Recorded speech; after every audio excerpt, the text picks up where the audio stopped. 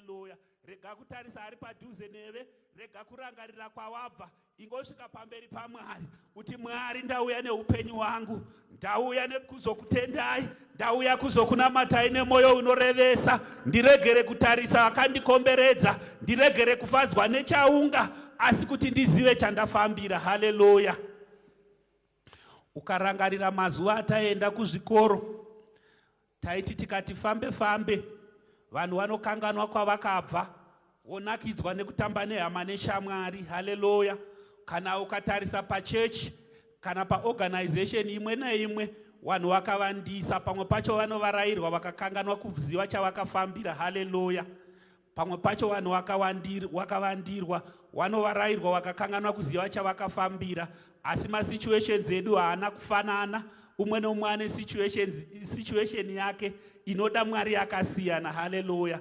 Saka chandiri kukukurudzira mudikani, dangoti usvike kuti patinonamata titi Mwari vokudenga, ndauya neupenyu hwangu, imi munoziva chandakafambira, munoziva mamiriro akaita upenyu hwangu, ndinoda Mwari muzhinji anoenderana nesituation yangu, ndiregere kutarisa zviri kuitika panext door, ndiregere kutarisa zvakaitika kunext door. Masituations edu haafanani. Panguva yokudyara, akadyara makotopeya neakadyara bhinzi hawakohwi panguva yakafanana. Saka ndikaona akadyara bhinzi akukohwa, ngandiregere kubva panzvimbo. Kana akadyara mabhanana neakadyara nzungu hawakohwi nguva yakafanana.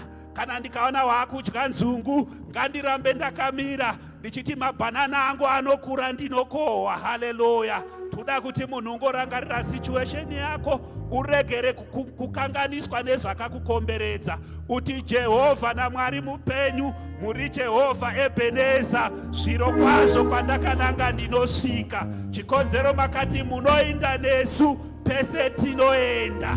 Muri Mwari unotirangarira, unoramba akamira panzvimbo. Anonzi naMozisi kuna Deuteronomy achiudza vaIsraeri, iwe dombo, rega kukanganwa pawakacherwa. Anonzi naIsaya achiudza vaIsraeri, iwe Israeri, dongi rinoziva mwene waro, mombe inoziva mwene wayo, iwe rega kukanganwa Jehovha akakutora kwawaitambudzika uri kuIjipita.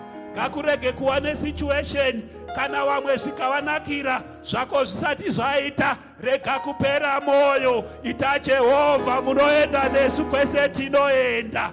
Muri Jehovha mune nyasha, muri Jehovha munorangarira. Vamwe vakava nevarume, iwe ukava singu, iti Jehovha ndimi murume wangu akavimbika, munosvika neni pese ndinoenda. Mune chikonzero cheupenyu hwangu, nokuti shoko renyu rinoti muri mutendeki kwaye. Kunyange vanhu vakasatendeka, iye unoramba akatendeka.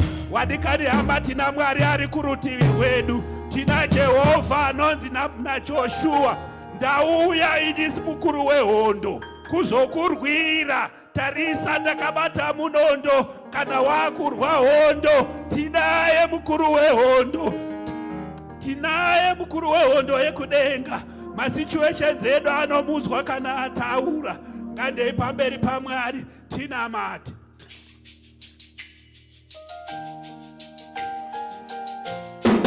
Yarabasatara yamana, tinotenda Jesu, tinotenda Jesu, tinotenda Jesu, tinotenda Jesu, tinotenda, tinotenda,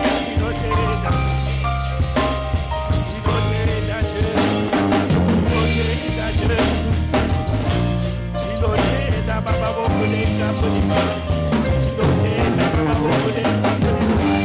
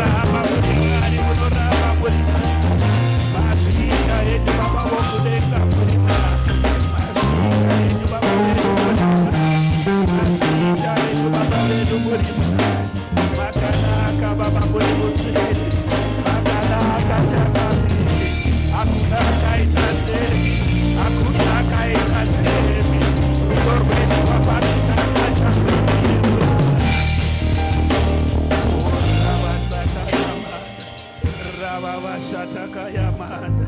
Muri Mwari, muri Mwari, muri Mwari. Hakuna akaita semi makatendeka. Muri mutsvene unogara nokusingaperi. Iyemi makatida tisati takuzivai. Mukati zuwa nerudo runoshamisa. Muimbo wekwedu anoti iyemi makati zuwa nerudo. Tikakuteverai imi. Rudo rwenyu runotishamisa changamire. Rudo rwenyu runogara nokusingaperi tinotenda.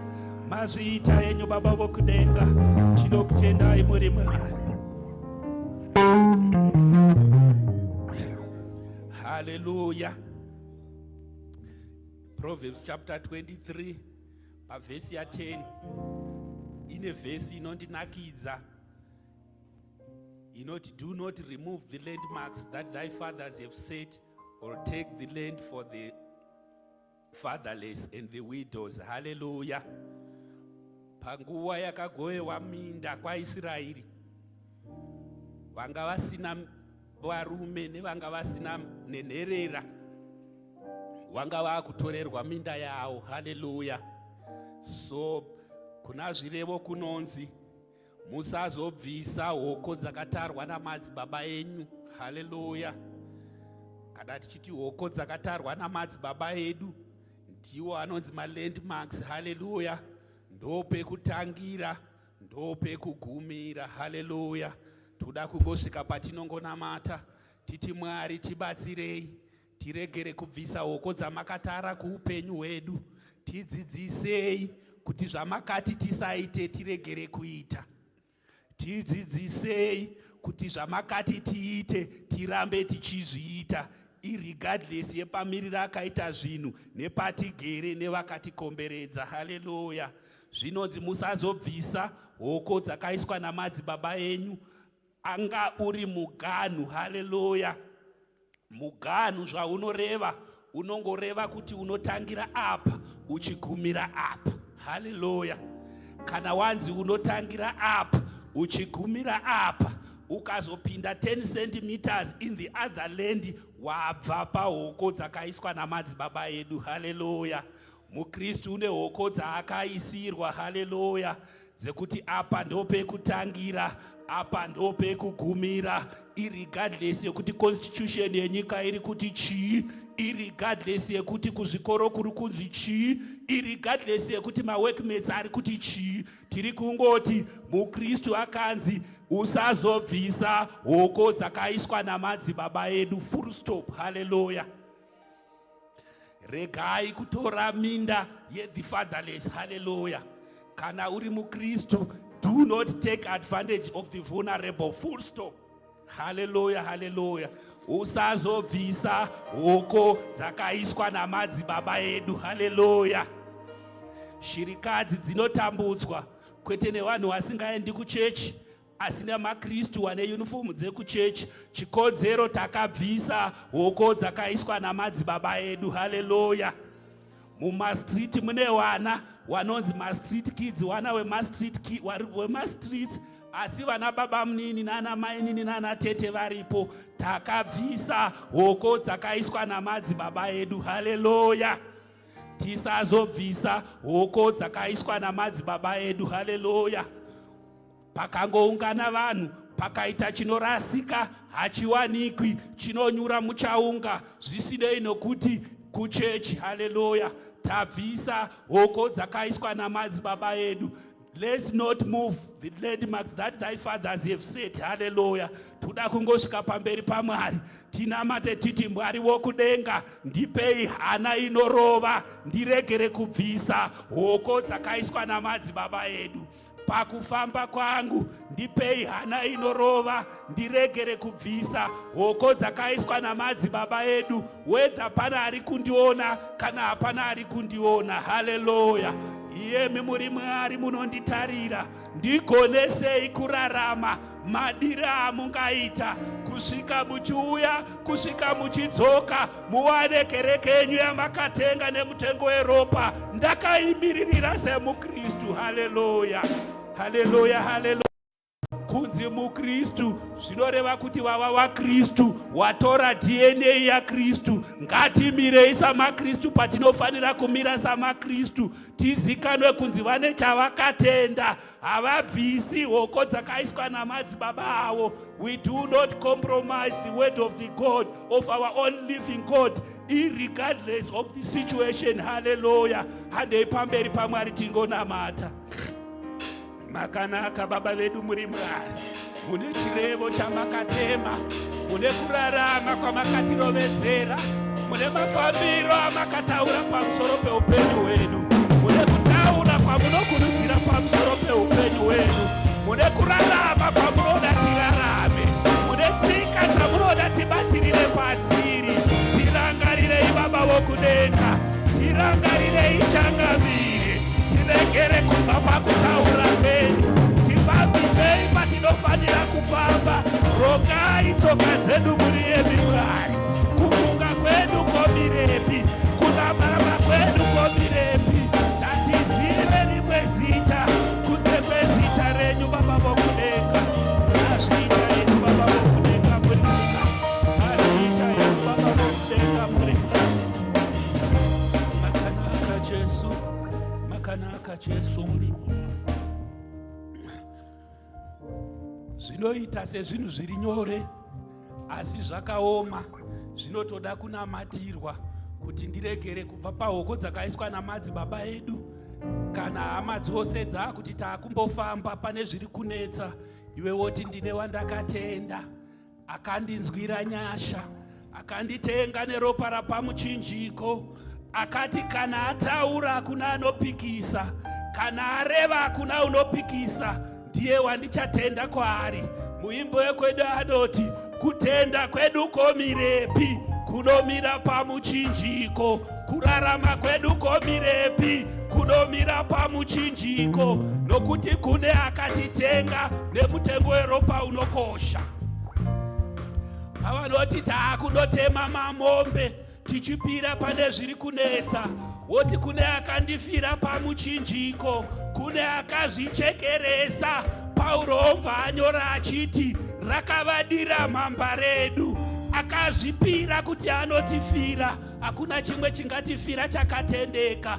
Iye dangwe anonzi kuna naJoni ari pachitsuwa chePatimasi, ndiye dangwe kuwakafa, akakunda honye, ndiye wandinotenda mari. Kana makuita zvamunoita, itai henyu, ini ndichaenda pamabvi. Ndoti pamabvi apa pane nyasha. Ndina Mwari unorarama, ndina Mwari unokunda hondo dzangu.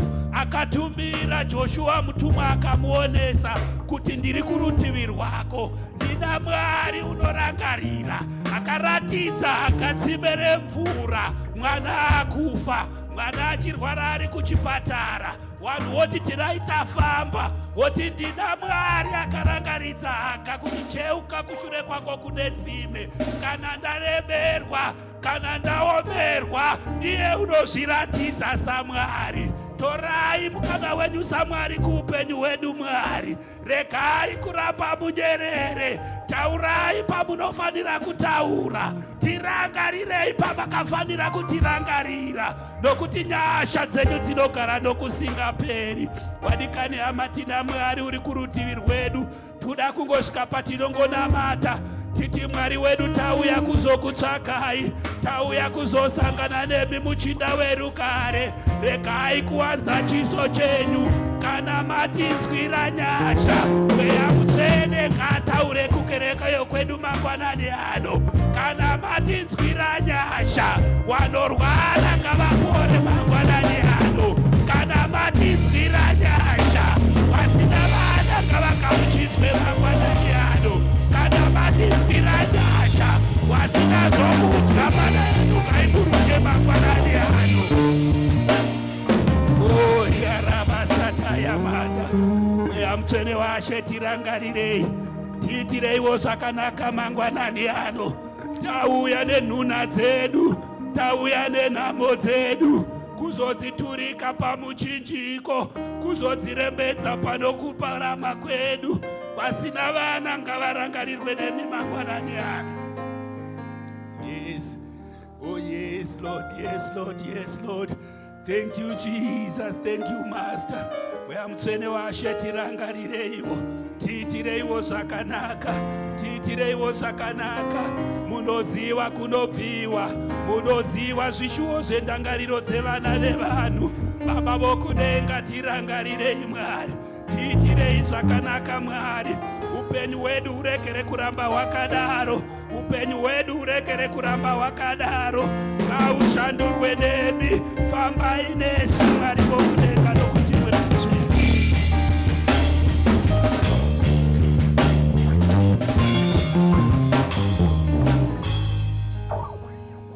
Haleluya. Toda kungosvika patinongonamata titi Mwari vokudenga, ndinazvo zvimwe zvandakachema, mamwe masondo akapfuura akawanda zvikaita sezvisina kunzikwa. Ndinazvo zvandakakumbira mwaka yakawanda zvikaita sezvisina kuita. Asi mangwanani ano nokutenda ndouya kuzokutendai kuti muri Mwari unotinzwa. Kana matinzwira nyasha pasevhisi yanhasi, tiitireiwo zvakanaka. Toda kungosvika patinongonamata tichitenda Mwari, tichiisa sevhisi ino mumaoko ake. Titi Jehovha, tinazvo zvatakamboedza pane mamwe masevhisi, asi sevhisi ino chikonzero taiisa mumaoko enyu.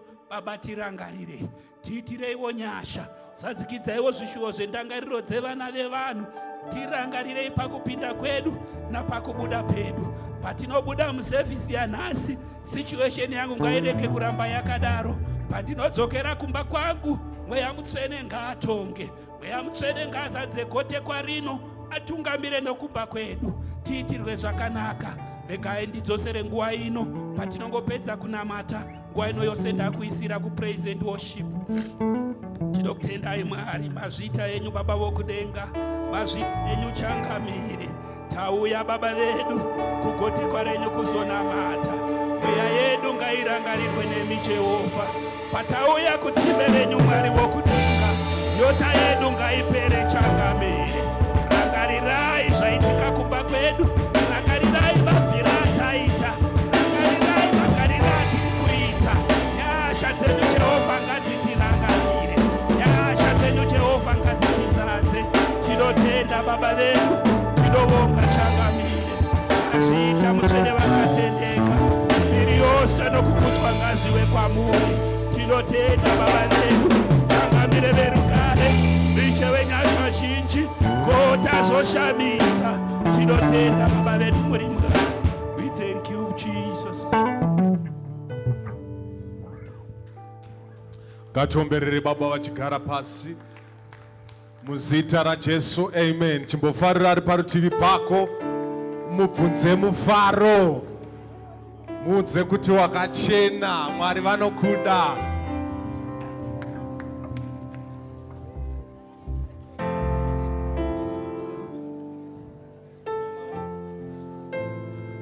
Kana toyambuka Jordan, tikofamba mumwe.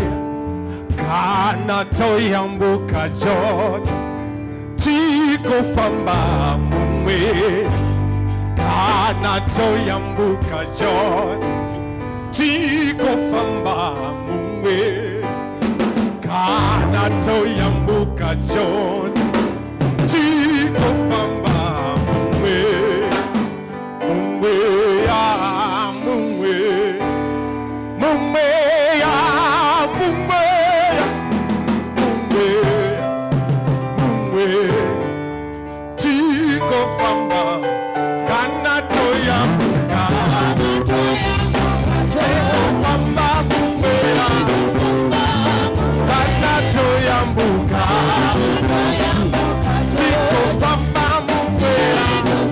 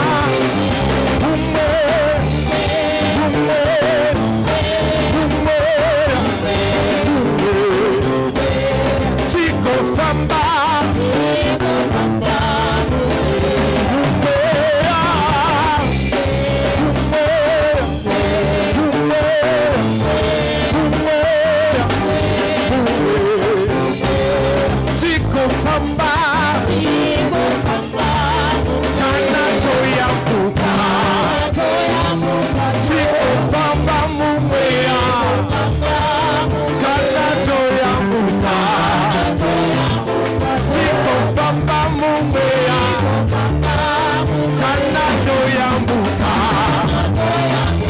sikufamba mumweya kana toyambuka sikufamba mumwe munhu wese mumweya mumweya mumweya mumweya mumweya sikufamba mumweya mumweya mumweya mumweya mumweya sikufamba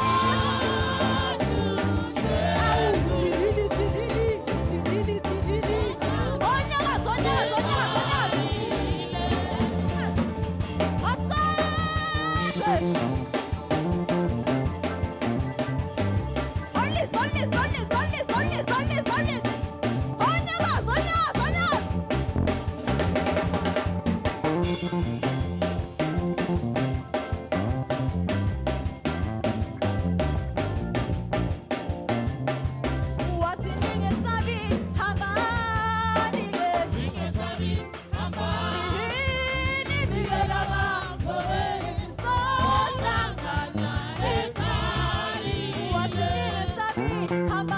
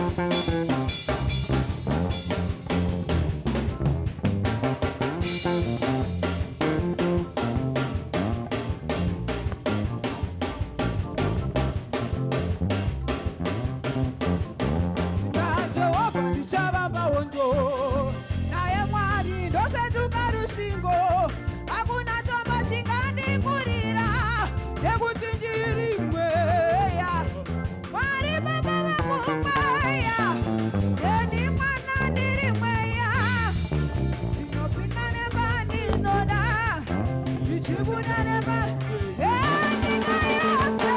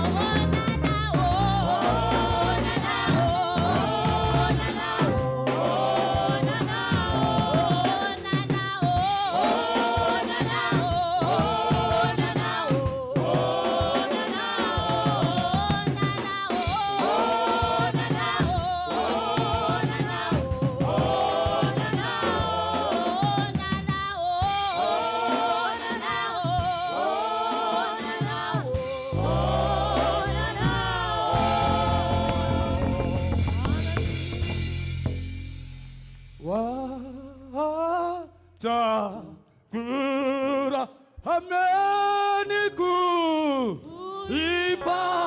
Yesu babangu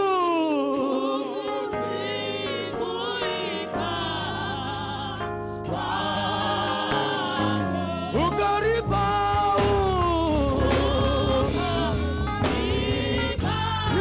macha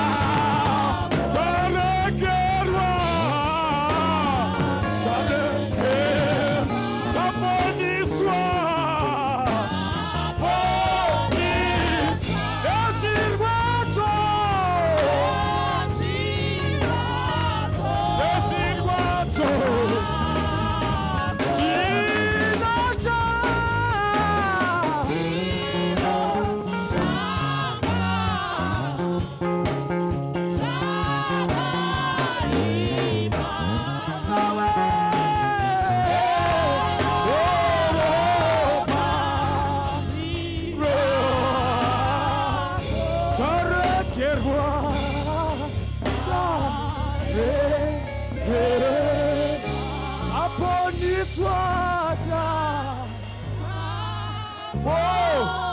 Neswa Najirwato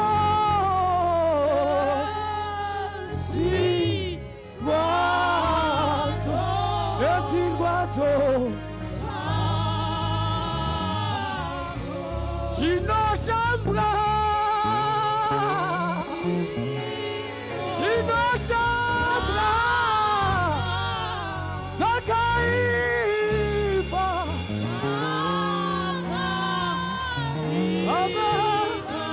Baba ne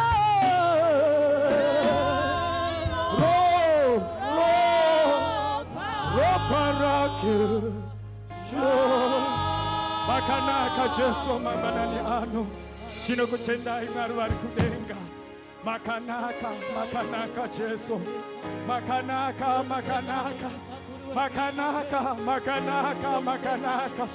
Makanaka Jesu Makanaka Taregereba mamanani ano Chirwato zedumiari Tapones kwa mamanani ano Tinoshambra zakare Muro parenyu mamanani ano Baba wedu warikudenga Taungana mamanani ano Tezi taungana musitarenyu Baba wedu warikudenga Emuru kushamba wangwe Muro parakare la pakauvari Emuru kushamba wangwe Emuru kuregere la wangwe Mamanani ano Jehova Mamanani ano mutsene Mamanani ano tengamire Moyo yedu Mani warikudenga iregere gwenemi Emuru kushamba wangwe Mamanani ano baba wedu Tauya ne moyo yedu Tirangarire mamanani ano Moyo yedu inokudai mamanani ano Moyo yedu yawe kuzoka muchira Moyo yedu yawe kuzoropa fatwa Moyo yedu yawe kuzotenda kwa buri Utimuri mwari munesimba Mamanani ano baba wedu Mamanani ano Jehova Mamuru kutakura mitoro Mamanani ano tirangarire Sewana wedu Jehova Sewana wedu mamanani ano Tiwanire iwo nyasha Tiwanire iwo ngoni tedu mamanani ano Tauya ne muri tedu Mamanani ano tinokutendai Simutirwa ine kukutwa ne kutimakanaka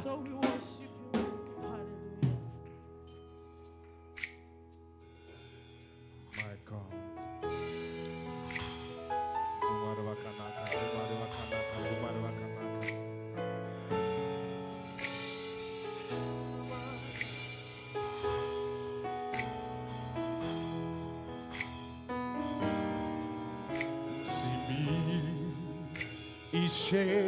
Ishewembaino Sonamata Tonga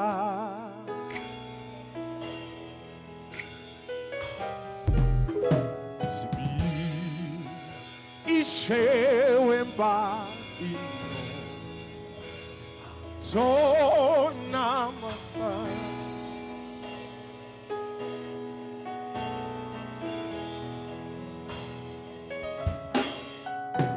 We are Motoke Ishewemba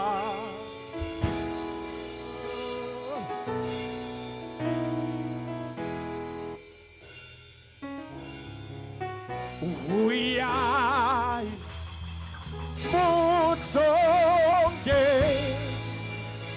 Ishewemba Tonga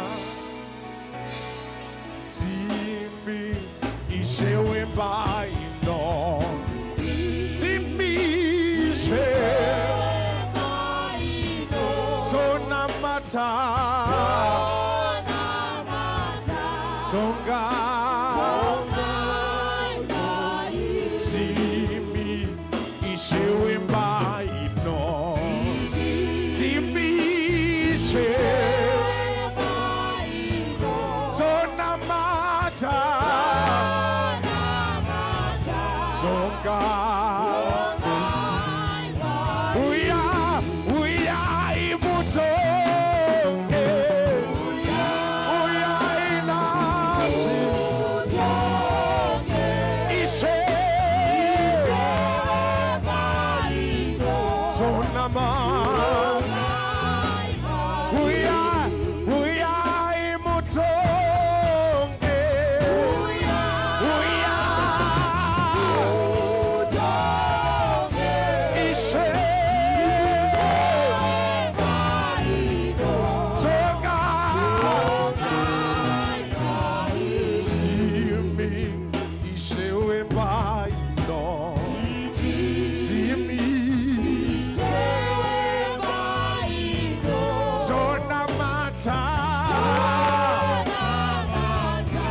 Tonamata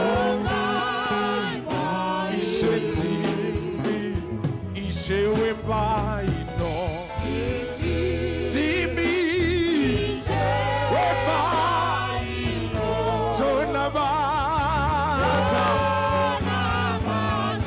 Tonga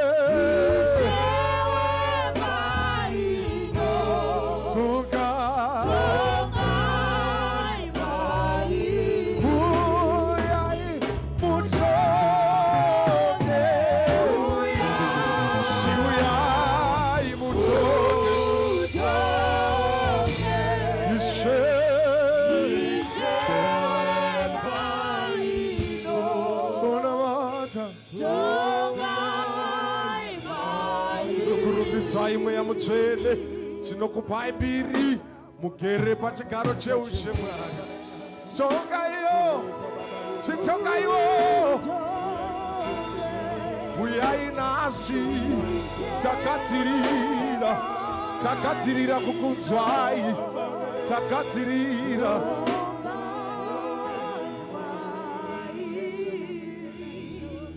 muchene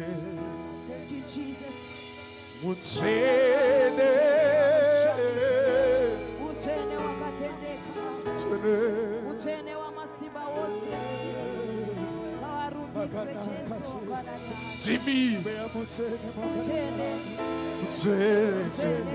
Jimmy Mutsene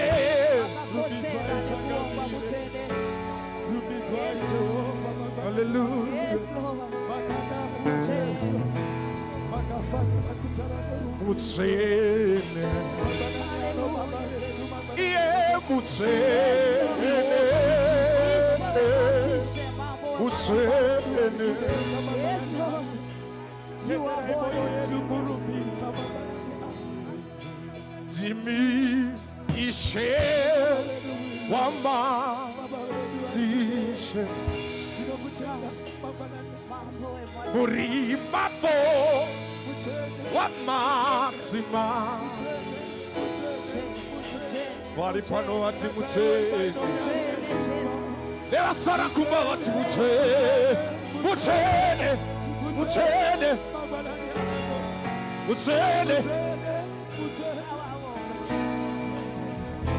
Neva norwara ati muchene Neva kareberwa vari kutoti muchene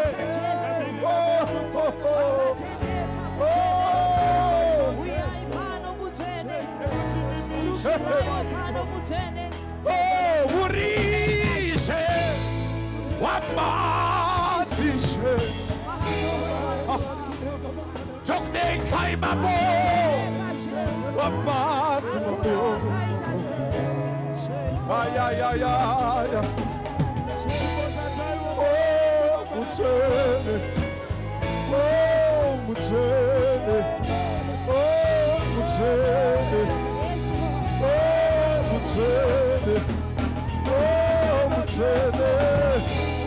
Munorarama mupenyu wedu naishoshi muri kutorarama namangwana muripo nekusingaperi muripo Karadoxikaperi.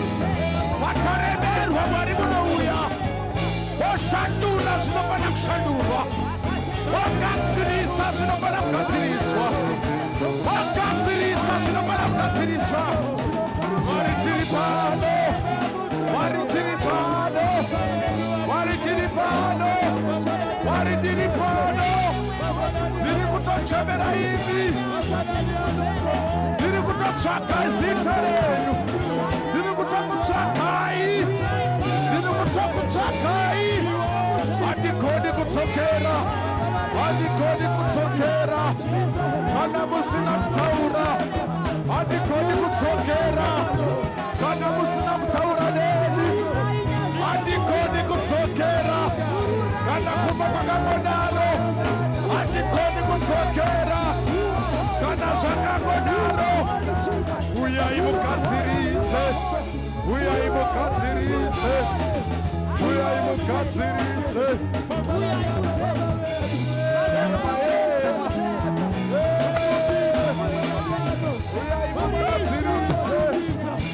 Uyai mugadzirise Mwari. Uyai mugadzirise pamberi chedu. Uyai mugadzirise kuzvikora kwedu, kumabasa kwedu. Uyai mugadzirise Mwari. Takutokumbira Mwari. Pane zvisina kumira zvakanaka.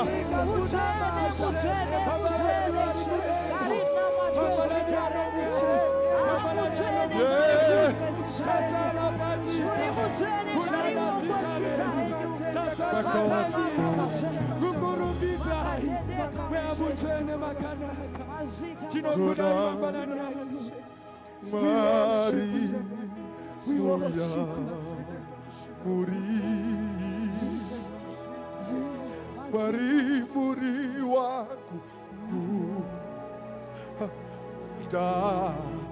takate ekwaro para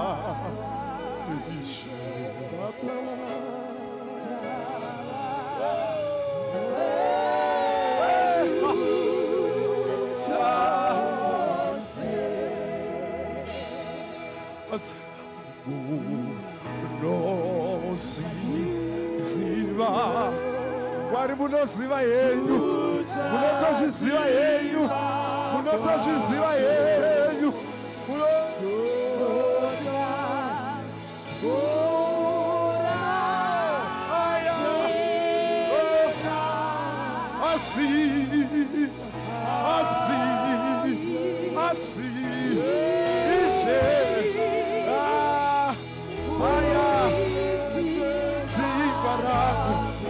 Municiparago, municiparago, municiparago. Ini Jona, Jona,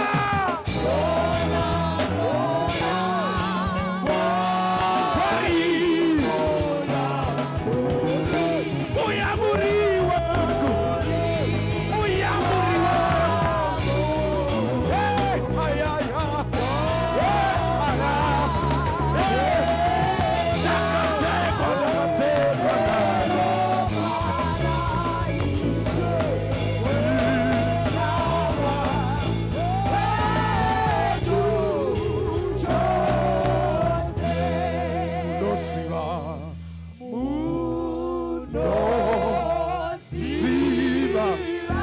Unotozviziva Mwari kuti ndokudai kutadza hangu Mwari asi ndokudai.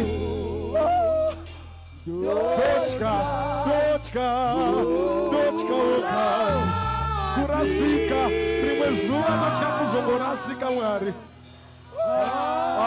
asi imi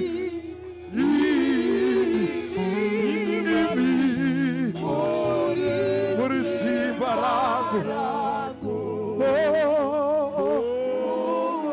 Unondipa simba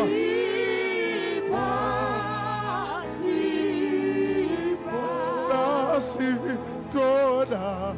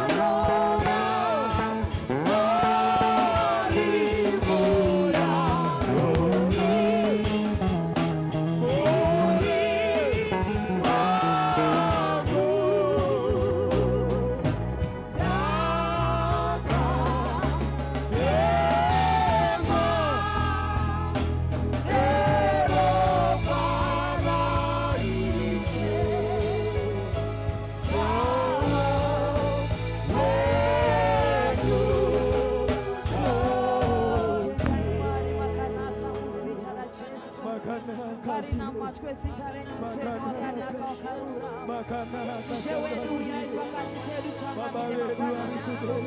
Baba Toda tadala imi mwari muyamuri. unoziva Toda mwari imi mwari kusaziva muyamuri kwedu. wedu. Tibatsirei Toda imi mangwanani mangwanani ano mwari muyamuri Uzaze wedu. simba renyu mwari matiri. Makatitenga Vekukunda ropa mwari renu Jehova. zvakaitwa. Toda imi mwari mangwanani ano. Munoziva ndugo dzedu. Munoziva kushasiba kwedu. Mangwanani ano mweyamutenga. Mangwanani ano changamile. Mangwanani ano, mangwanani ano. Ngakuitwe mwari sekuda kwenyu. Ngakuitwe mwari sekuda kwenyu Jesu. Baba wedu ari kudenga. Baba wedu ari kudenga. Tipewe kudya kwedu kwakatirika. We glorify your name. We worship you, Lord. Thank you, Father. Hallelujah. Hallelujah. Tichiri mumweya umwe chetewo tachikumbira kuti praise and worship itimbirewo song yokuti taidziwa nepinyasha. Tinoziva tese kuti umwe noumwe nhasi anogona kunga akamuka achiti ndamutswa nealamu. Asi kana Mwari denga vanga vasina kutendera waisagona kumuka. Alamu yako yairira Mwari vagoramba vakanyarara. Saka mangwanani ano ngatisimudzei kutenda tichiumbidze Mwari uyu. Tivoudze kuti taidziwa nepinyasha dzekunzi mwana waMwari. Kana Mwari dai anga asina kubvuma, dai nhasi tese tisina kumira panapa. Mangwanani ano umwe noumwe ngaareflekte. Atende Mwari wake uyu, nokuti Mwari ndiMwari vanoshamisa. NdiMwari vanotirwira patinenge tisingazive. NdiMwari vanorwa hondo dzimwe dzatisingaone. Mangwanani ano ngatisimudzei kuti ngativarumbidze Mwari ava vachitiimbira song yokuti taidziwa nepinyasha. Munoshamisa Ishe Jesu mandirekerera zvitema zvangu mandipapatidza nomweya wenyu munoshamisa Jesu Baba munoshamisa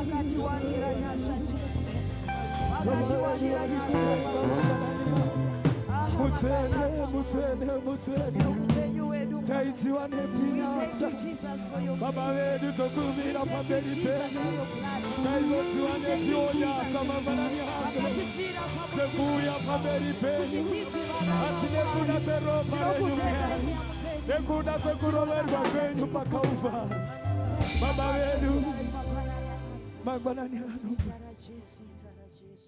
Hallelujah. Hallelujah.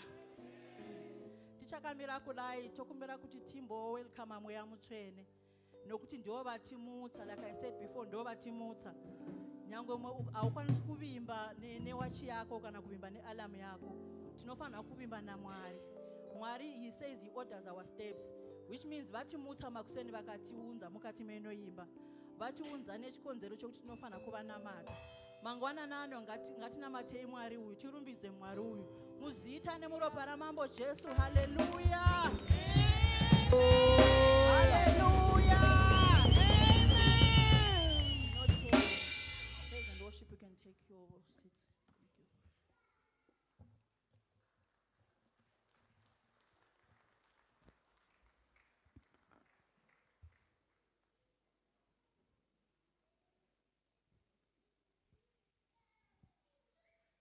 Hallelujah. Hallelujah. Panorema pamberi apa. Hallelujah. Encourage me. Mangwana nano tinosvika patinomhoresa mufundisi wedu namama, the visionary of the house. Mufudzi akatakapiwa nenguva yakafanira. Iye anofudza mwoyo yedu. Pese patine matambudziko nditi tinovafonera, tinovachemera. Tinoda kuti Mwari vavachengete vese nemhuri, vavaitire zvakanaka. Ngativagamuchirei muzita nemuropa raJesu. Hallelujah. Hallelujah. Hallelujah. We can be seated in the presence of the Lord. Thank you.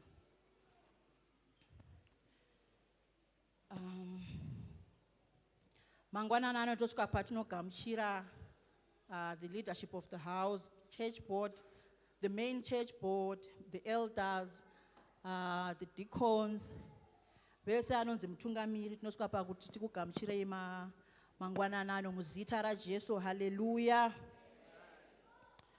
Tinosvika patinogamuchira the men's fellowship, ladies board, vese vana mama nana baba nemunhu wese auya nhasi muzita raJesu. Hallelujah. Tinosvika patinogamuchira Sunday school. Hallelujah. Sunday school. Amen. You can go to your classes. Thank you. Tichasvika patinogamuchira our youth. Youth are in the house. Muripo here youth. Handisi kukunzwai. Muripo here youth. Vanenge vane nzara. Tichasvika patinogamuchira ma-teenagers edu. Teenagers, hello. Hi. Varipo tinofara muimba yaMwari. Amen. Tichasvika zvekare patinogamuchira our online viewers. Tichiti itirwai zvakanaka kwamuri ikoko. Tinotenda nekuwacha online. In the mighty name of Jesus. Amen. I'll be very short. Tinokumbira kufunza kuti pane ma-visitors ativisita muzuva ranhasi here. Do we have visitors in the house? Amen. Tirikuona maoko akasimuka. Amen. Ushers, can you help them? Ma-visitors edu mogona kuramba makasimudza maoko. Mobva matora the next step to come ku front. Tikugamuchirei the roadport way. Amen.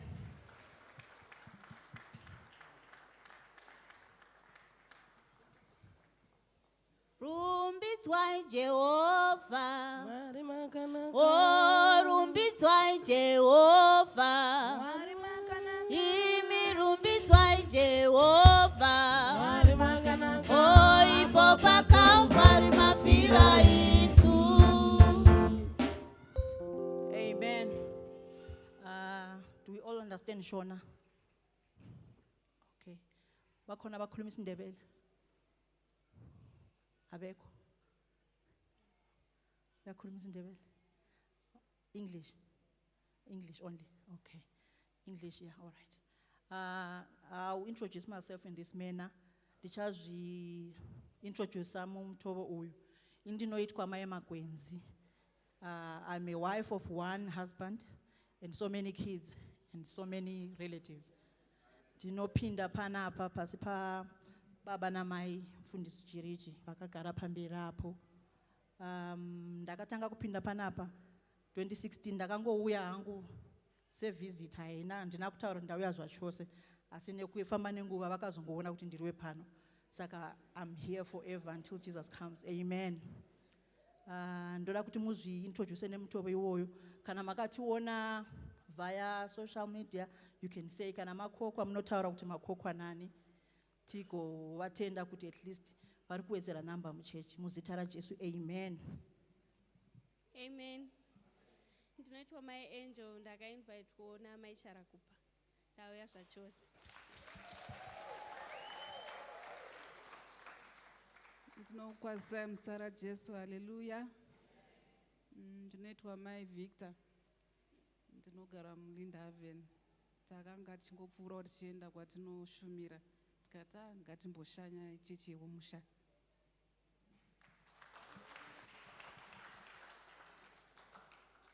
Amen. Indoitwa Victor Jambi. I'm always seeing the church when I'm going to work, so I thought I should come and see how it's like at this church. And I'm happy to be here. Thank you. Amen. My name is Yamigan Manda. I am from Malawi. I am Madam Spiwe's visitor, but I will be coming here to pray with you guys.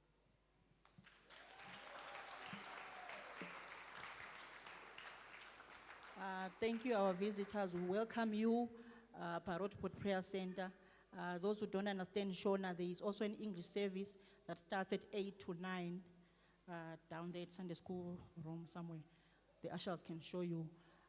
Tinokutenda ima visitors yeso nokuuya mukati memba ino inzwa yamakasununguka makagamuchirika. You are no longer visitors. You are now vana vepanapa. We welcome you. Inzwa ikugamuchirwa muzita raJesu. Amen. Mapapers amakabata pane one rine taura neinformation yechechi yedu, how church yedu where it started and where it's going.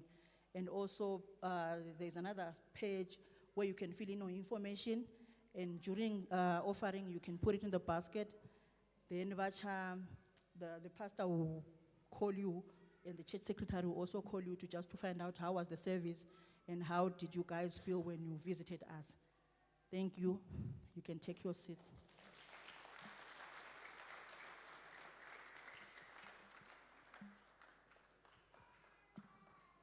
Amen. Amen. Today we don't have my items. Atina my items mzuara nasi. Tichakumbira church secretary wanasi auye kuzotipa zviziviso. Amen.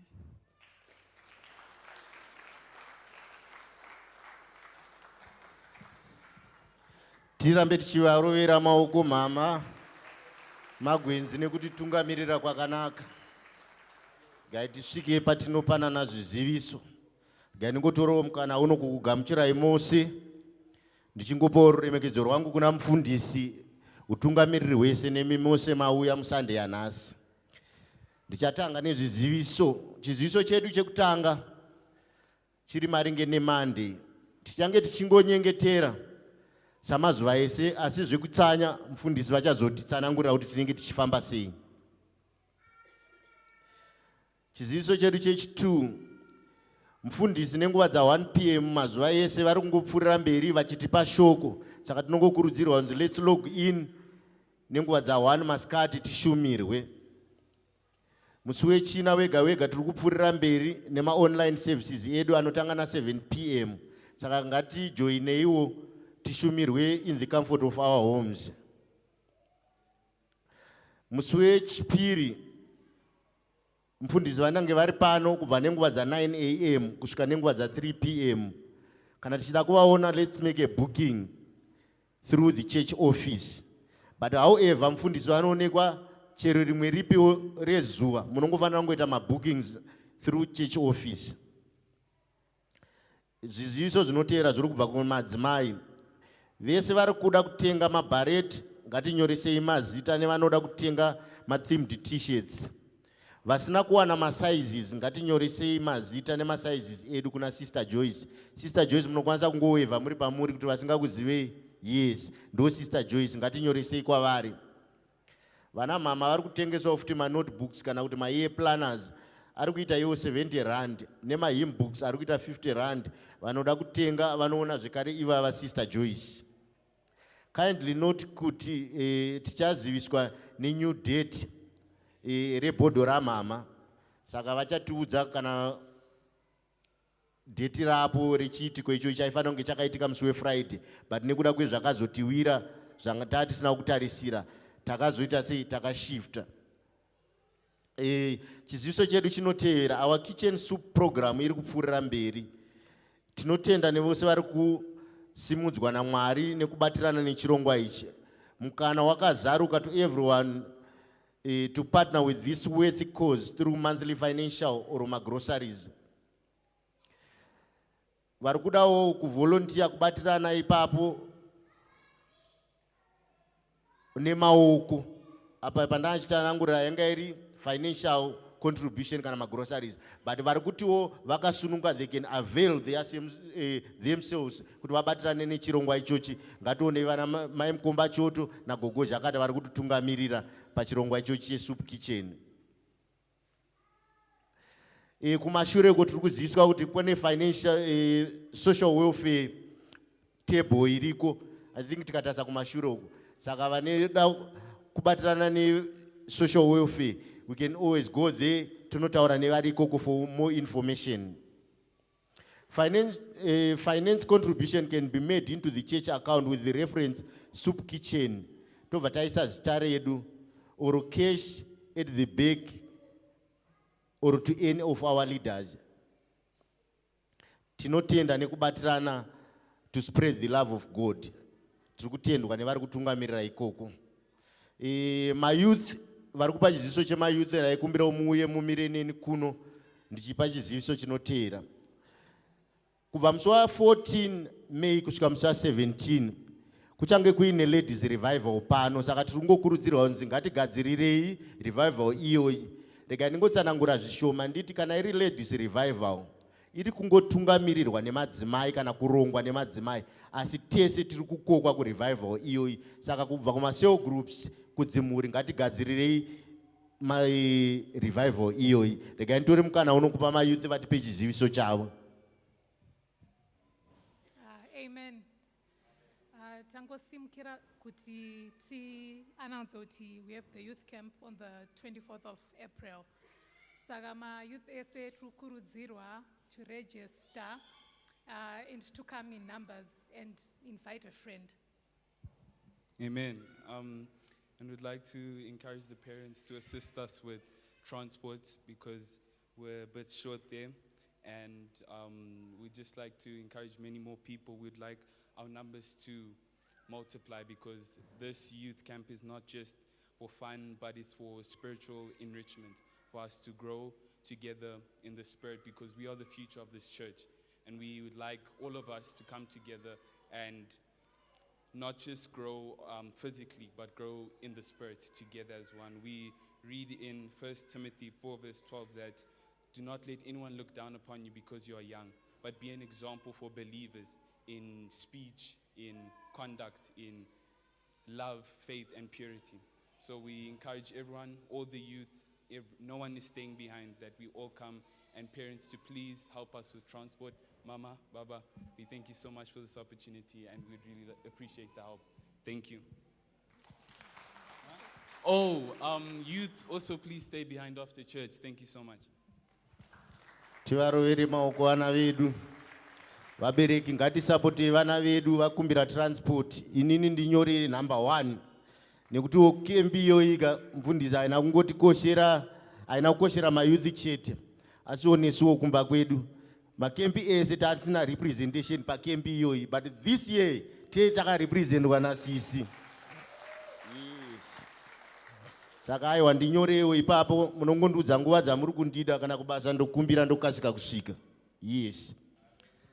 Alright, tichipfuurira mberi nezviziviso zvedu tinongoramba tichikurudzirwa media department kuti ngatiende tinolaika kushare zvanenge zvitumirwa pama-social media platforms edu, Facebook, Instagram, YouTube neTikTok.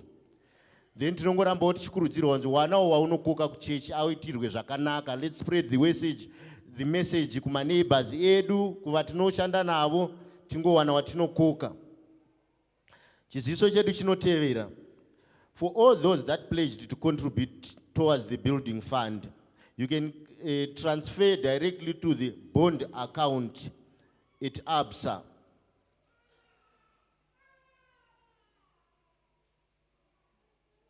Account name AFM Roadport Prayer Center. Vari kumedia chandaione tiise madetails. Alright, ndichaverenga. Alright, it's fine. I think they didn't take note of kuti my banking details akasiyana nechechi. Saka ngatibatisise apa. My pledge is a building fund asikuiswa mu church account. Ari kuiswa mu ABSA account, bond account. Account name AFM Roadport Prayer Center. Account number 7010198771. Ndichadzokorudza. Account name AFM Roadport Prayer Center. ABSA bond account. Account number 7010198771. Branch code 632005.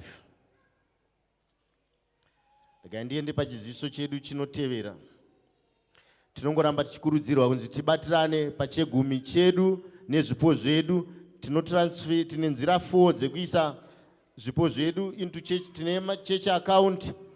We can do my EFTs, my ATM deposits. Kana kuuya nawo nguva ino service. Kana kuswipe kumashure tine swiping machine. Then vose vauya pano, to those that came as visitors, kindly meet the secretariat after the service by the connecting lounge. There at the corner at the bottom, for some few minutes, we've got a message for you from the pastor. Then chiziviso changu chekupedzisira, or second from last, chirungoti information desk redu rakamuva kubva paranga riri pazasi pamaiona pana CCN ra uko kune vari kuwevha kumashure. Tokwanisa kutarisa tese kumashure ndokwa information desk. Even kana tichida kuswipa ndo patinoenda ipapo pane media vakagara vari pamwe chete. Then ndine maseo groups akumbira kuonekwawo panopera service ino. Roadport North tinokwanisa kungouya pana baba Chuma apa pasera apo. Then Dilare cell group tinokwanisa kuenda mu prayer room.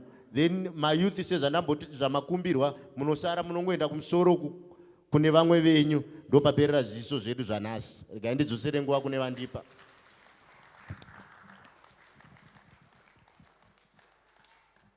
Hallelujah. Ndisati ndagara pasi ndichakumbira kumhoresa mhuri yekwedu. I'm one lucky woman who's represented by so many people, like uncles, vana tete, vana everyone amungafugidzire, like ana vazukuru, ana tete, and the sekurus. Ndoda kugamuchira Mr. Makwenzi, can you sukuma mukamba kubone?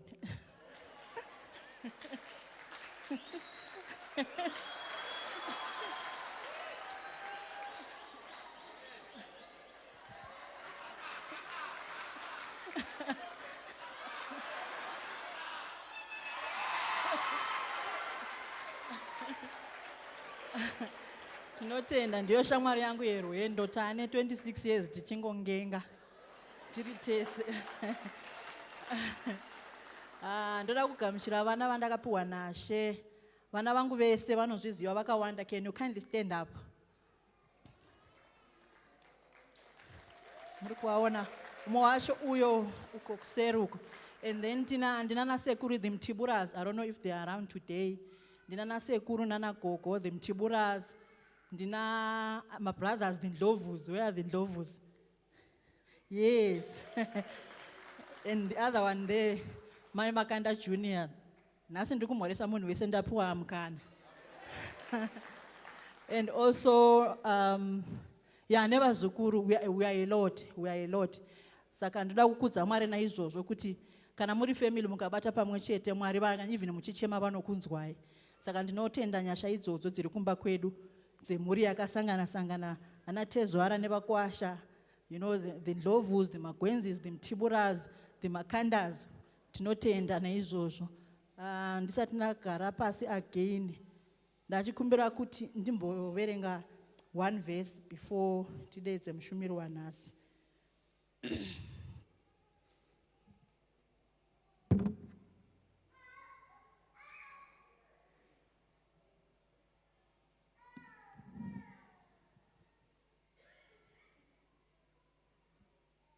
Okay, it's Isaiah 46 verse 4. If maybe you can put on the board because my Bible's Isaiah 46 verse 4. Kana mchikwanisa kundisira ndingosiya ndaiverenga ndobva ndagara hangu pasi.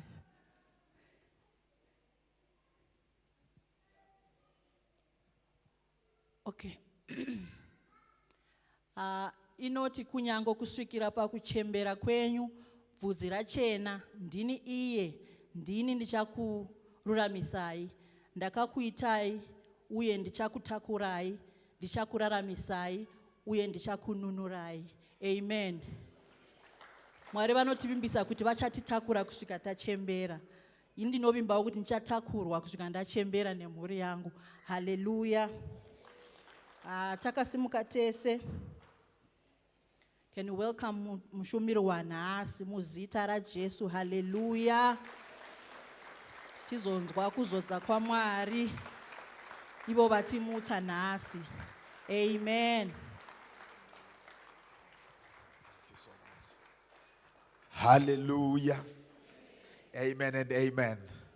Regai timgoomberera mai Magwenzi zvakare zvisingotiitira zvakanaka. Hallelujah. Tichakasimuka kudaro regai ndingopawo kutenda kwangu kuna mufundisi namama. Thank you so much for allowing me to just be part of this ministry and just sharing today. Chingonzwawo kutenda hama iri pasaidi newe. Ungoti waita zvakanaka wauya kukereke zuva ranhasi. Hazvirambidzwe kana usingavazivi unovabvunza. Hallelujah. Tichigara zvedu pasi Mwari vachingotiitira zvakanaka. Amen. Handizivi regai ndingoti pane announcement yandinoda kuti ndingoti wedzerei bichana. Ndine zvandandisina kunyatsokuzonyora panyorwa bond account apo. It is not the only place yaunogona kuisa ma pledges a building fund. Pane vakati vanoda kudeposita directly kubond account. Saka account yacho ndio yamapiwa. Pane vanoda kudeposita pano vanoda ma-receipts vanozoda evidence yekuzoti Mwari ndine chandakaita musi wakati. Munogona kuisa kuchurch account yanga ine ma-details ari papa, our usual church account. Chenyu chamunongoita chete kunyora kuti zita rako nekuti bond account, pledge yechi ye-building fund. Ongoti building fund nyabadza vanoallocata kumari vobva vaziva kuti zvinoitwa sei. Hallelujah. Amen and amen. Regai tingoitirwa handisiri kuda apa handisi kuziva kuti ndoita sei, ndodedza anointerpreta here kana kuti ndoregedza, because inini ndikada kuita zvekuinterpreterwa hamene kuti ndingaita sei. Saka mufundisi ndingagadzika hangu sisirumbi pasi nhasi. It's okay. Thank you so much. Ngatingoambererai maoko. Amen. Thank you so much.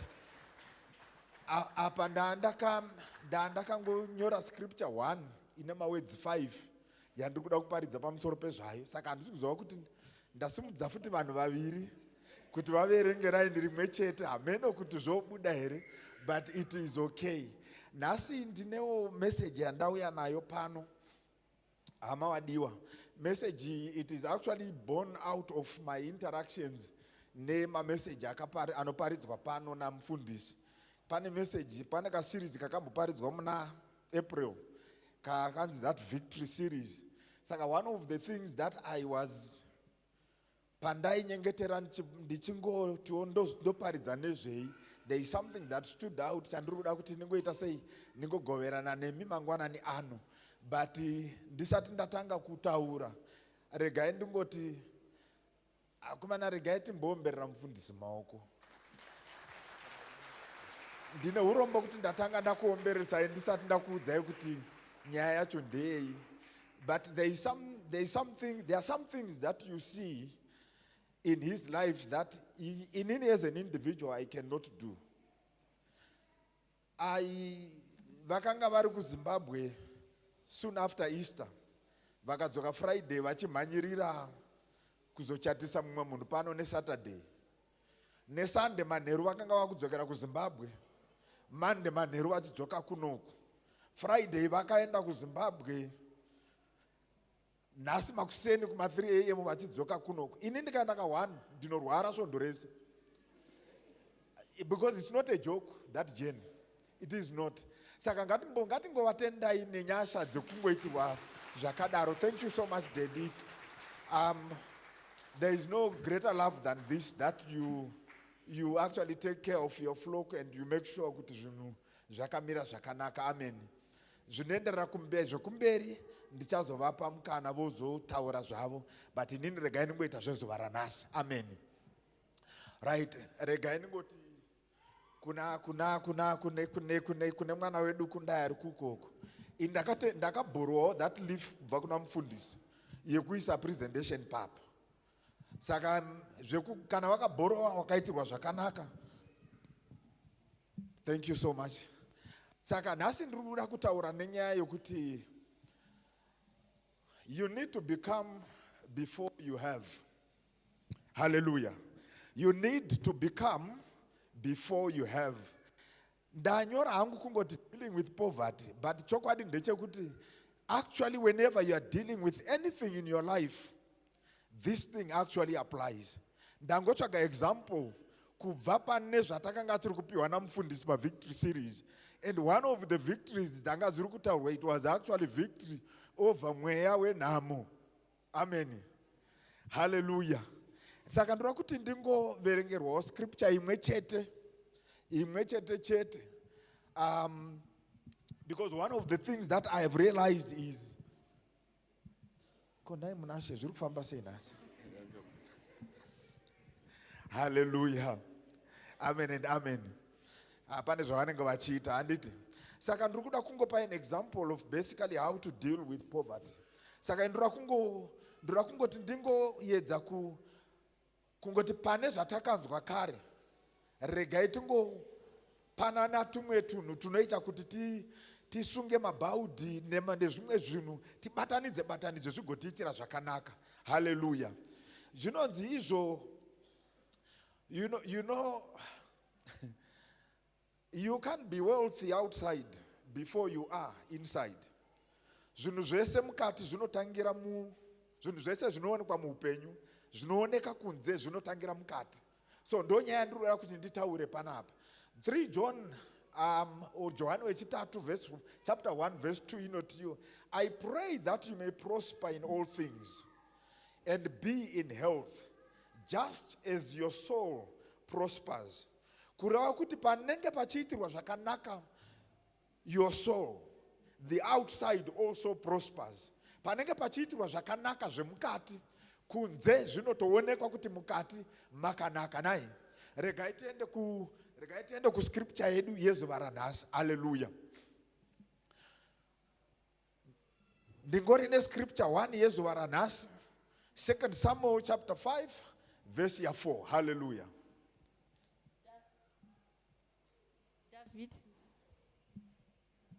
Davhidhi akanga ava namakore 30 paakava mambo, uye akatonga kwamakore 40. David was 30 years old when he began to reign, and he reigned 40 years. Hallelujah. Mungagara zvenyu pasi ngatingoombererai maoko. Amen. Nyaya yandangotaura panapa yanga irigori nyaya yekupunctuatwa kweupenyu hwaDavid, wekuti akazova mambo aane 30 years. But chokwadi ndechekuti nyaya yacho yakatanga pana 1 Samuel chapter 16. Mwana uyu ari kumakwai. Amen. Achiuya akazozodzwa uye atomboita zvekutomboshayikwa pamepo achizotsvagwa kuti zviite zvakanaka. Hallelujah. Amen. Pane nyaya yakazoitika pamberi pekuti akarwa nemapere, akarwa nezvaida kurwisa makwai, akakunda. Akazonorwisa Goriati panguva imwe cheteyo yeupenyu hwake. Hallelujah. Paaishandisa experience yekwaakanga abva nezvaaisangana nazvo kuti akunde. Hallelujah. Amen and amen. Saka David has had this particular thing that he came to the throne. Pavesi yatawerenga. He came to the throne because akanga ato develop your character yake, akanga ato develop your mindset yake, akanga ato develop your some kind of discipline ariko kumakwa ikoko. Kune zvakanga zvavakwa mahari zvakazoita kuti tizo culminate in the scripture that we have read. Hallelujah. Amen and amen. Kureva kuti pakurarama kwa Davhidha zvaaisangana nazvo zvakanga zvine chekuita neramangwana rake. Zvai experience ari kumakwai zvakanga zvine chekuita nekwaakanga ari kuenda. He did not become a king when he sat on the throne. He became a king when he learned how to think, how to act, and how to live like a king. Hallelujah. Kwaakanga ari koko, he had experienced victories. He had experienced zvinhu zvaakanga abata. Ane zvinhu zvaakasangana nazvo zvakamudzidzisa kuzonogara pachigaro. Akaziva kuti vanhu vanochengetwa sei nekuda kwekuchengeta makwai. Akaziva kuti vanhu vanokomberedzwa sei, vanoprotectwa sei kubva kumhumbi nekuda kwekuchengeta makwai. Saka patazoverengesa apo pa 2 Samuel chapter 5 verse 2 yataverenga the previous scripture yataverenga 1 Samuel 5 verse 4 panga pari kungotitaura kuti Davhidha akabva azoita mambo at 30 years akazorula for over 40 years. Hallelujah. What is it that I am talking about here?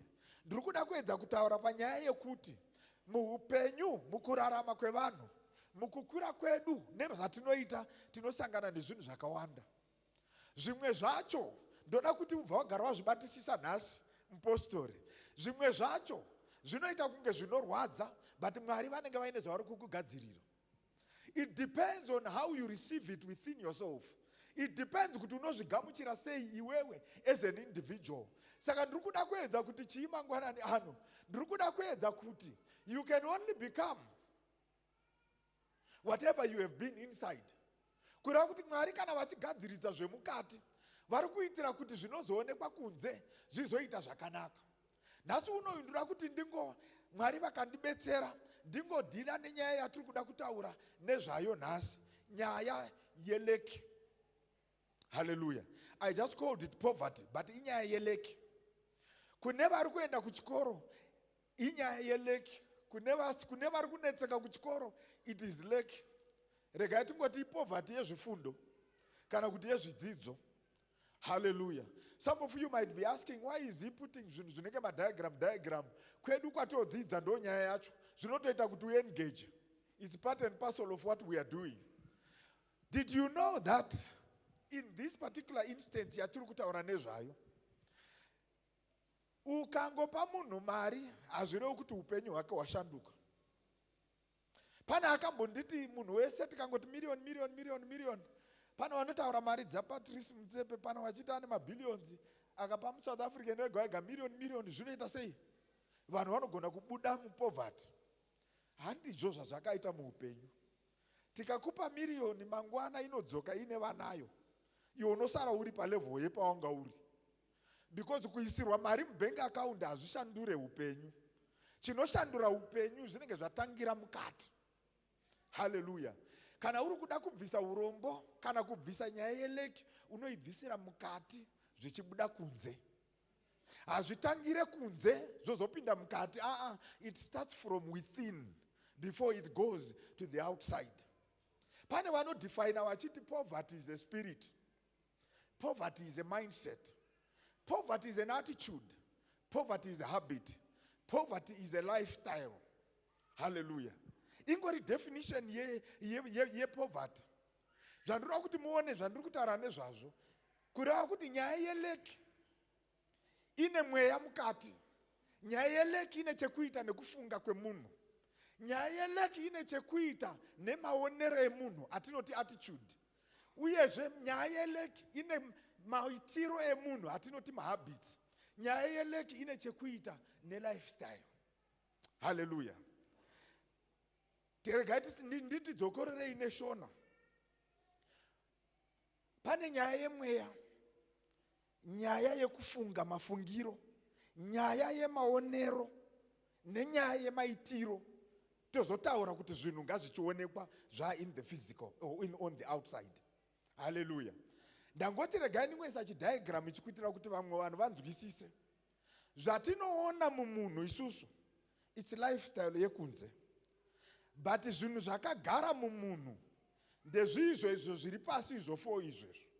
Zvandataura nezvazvo, the spirit, the mindset, the attitude and the habits.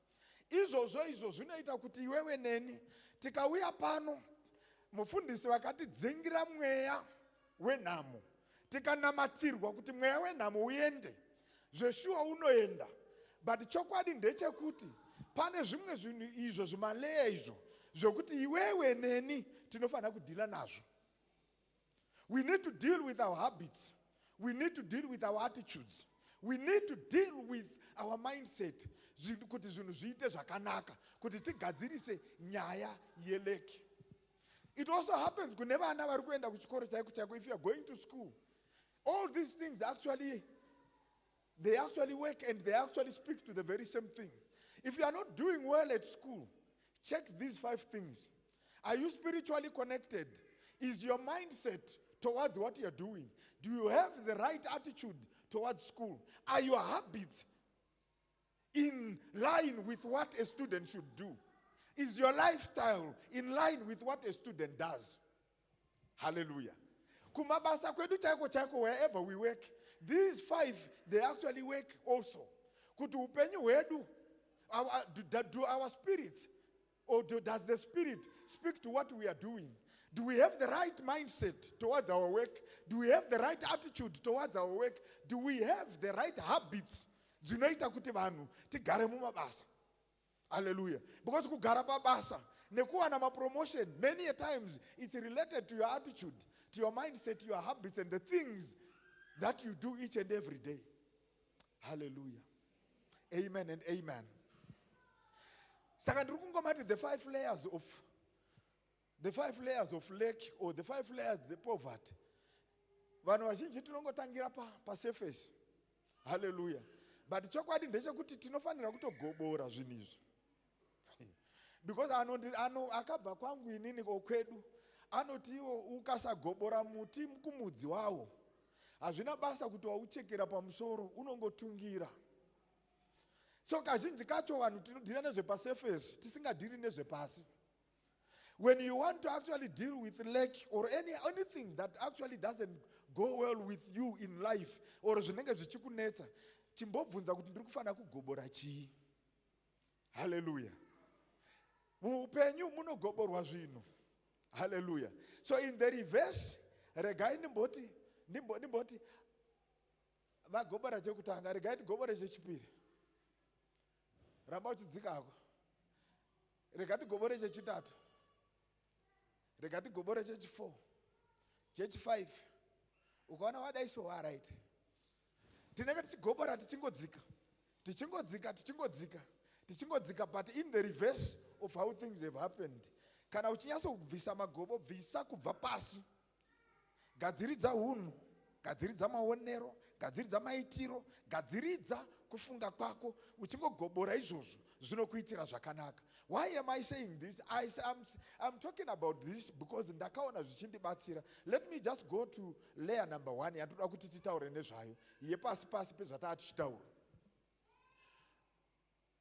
You know, when you talk about the spirit, we all know that many a times there is a spirit of poverty or a spirit of lack, which is a supernatural influence that operates exclusively through your cooperation. It operates exclusively through your cooperation. Munozowa kuti tinokooparata sei? Pamwe pacho haukooparati nekuti ehe, but unokooparata nemaitiro ako, unokooparata nezvawakatenda, unokooparata nezvawakagamuchira iwewe as an individual. Hallelujah. Pano vanoti kana vaine chavainacho muupenyu, even ukamupa chinhu haatendi kuti apiwa. Even upenyu ukamunakira sei, anongoti zvakaoma.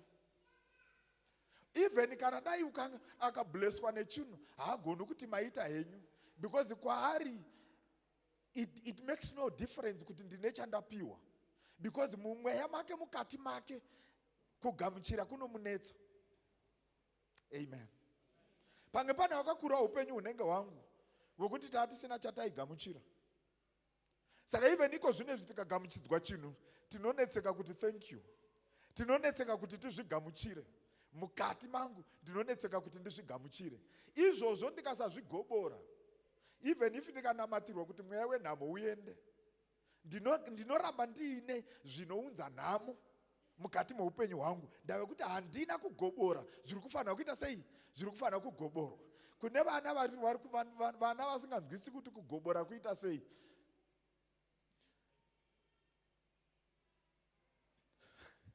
Ndiri kushaya wedhi rechirungu. Because ndikati uproot munofunga kuti munhu ari kungodzura. But it's maybe to excavate. Maybe izvozvo to excavate. Kunyaso kubvisa whatever is under. Now obviously kana chinhu chakadaro chichi affecta munhu spiritually, there is only one way to break it. You break it deliberately by speaking things that are contrary to that particular thing.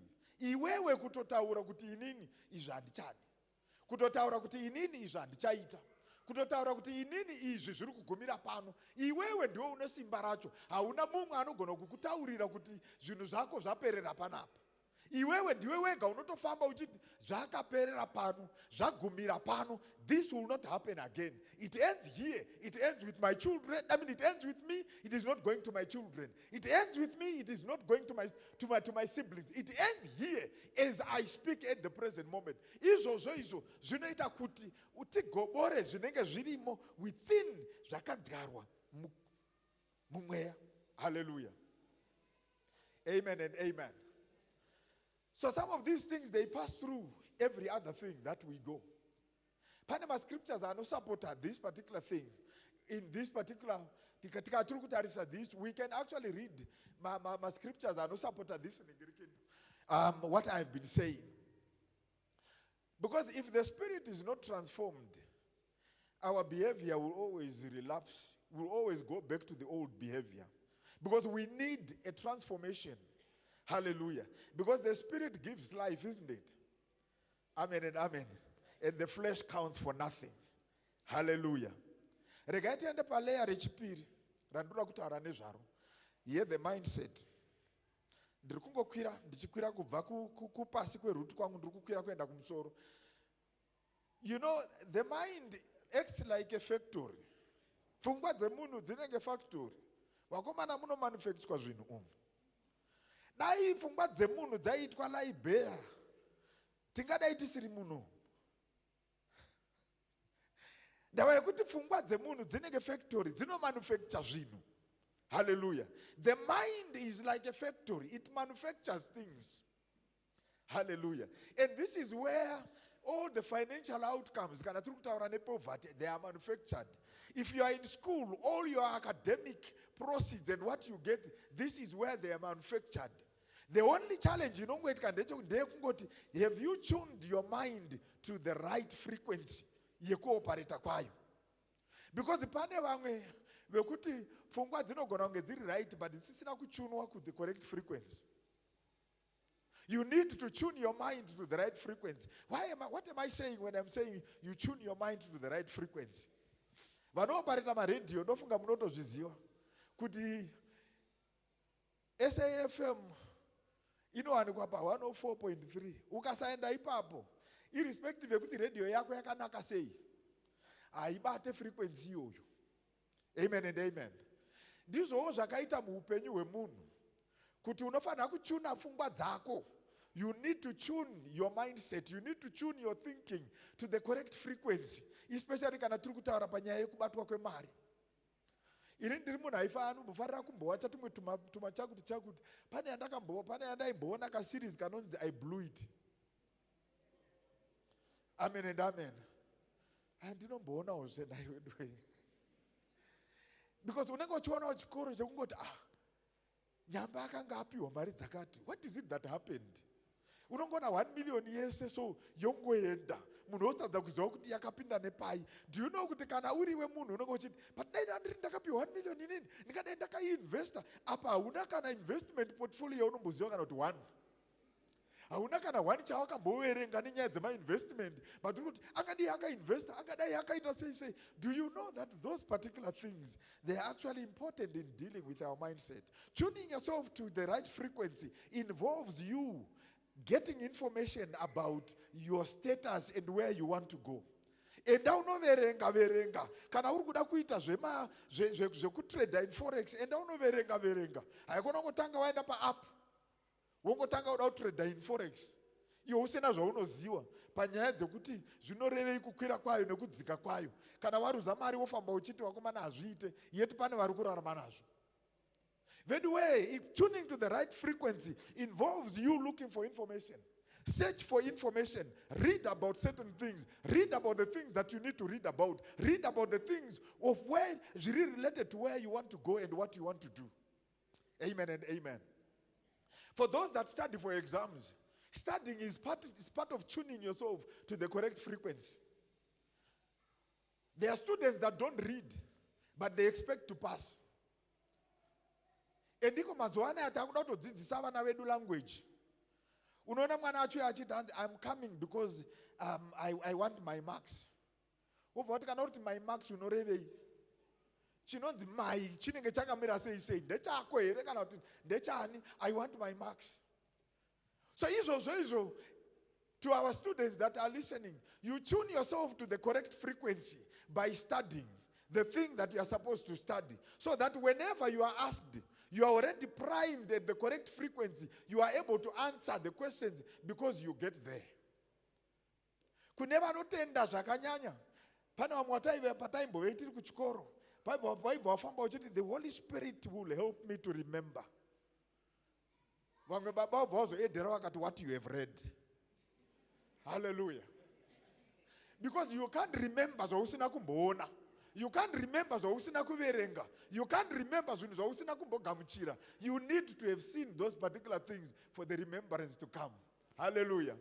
So in essence, we are basically saying you need to connect yourself to the right frequency. Pane vanoti mari haina kunaka. Vakomana mari haina kunaka. But zuva nezuva vachida chingwa.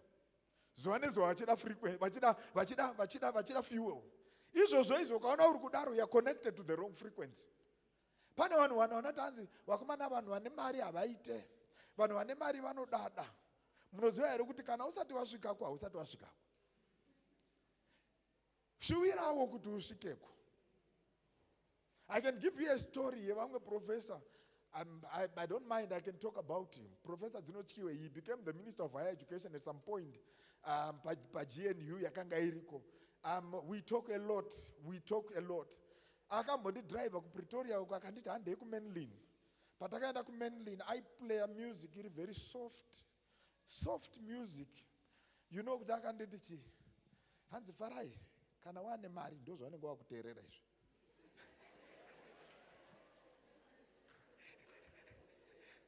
Kana uchiri kuteerera mangwini hazvisati zvaita.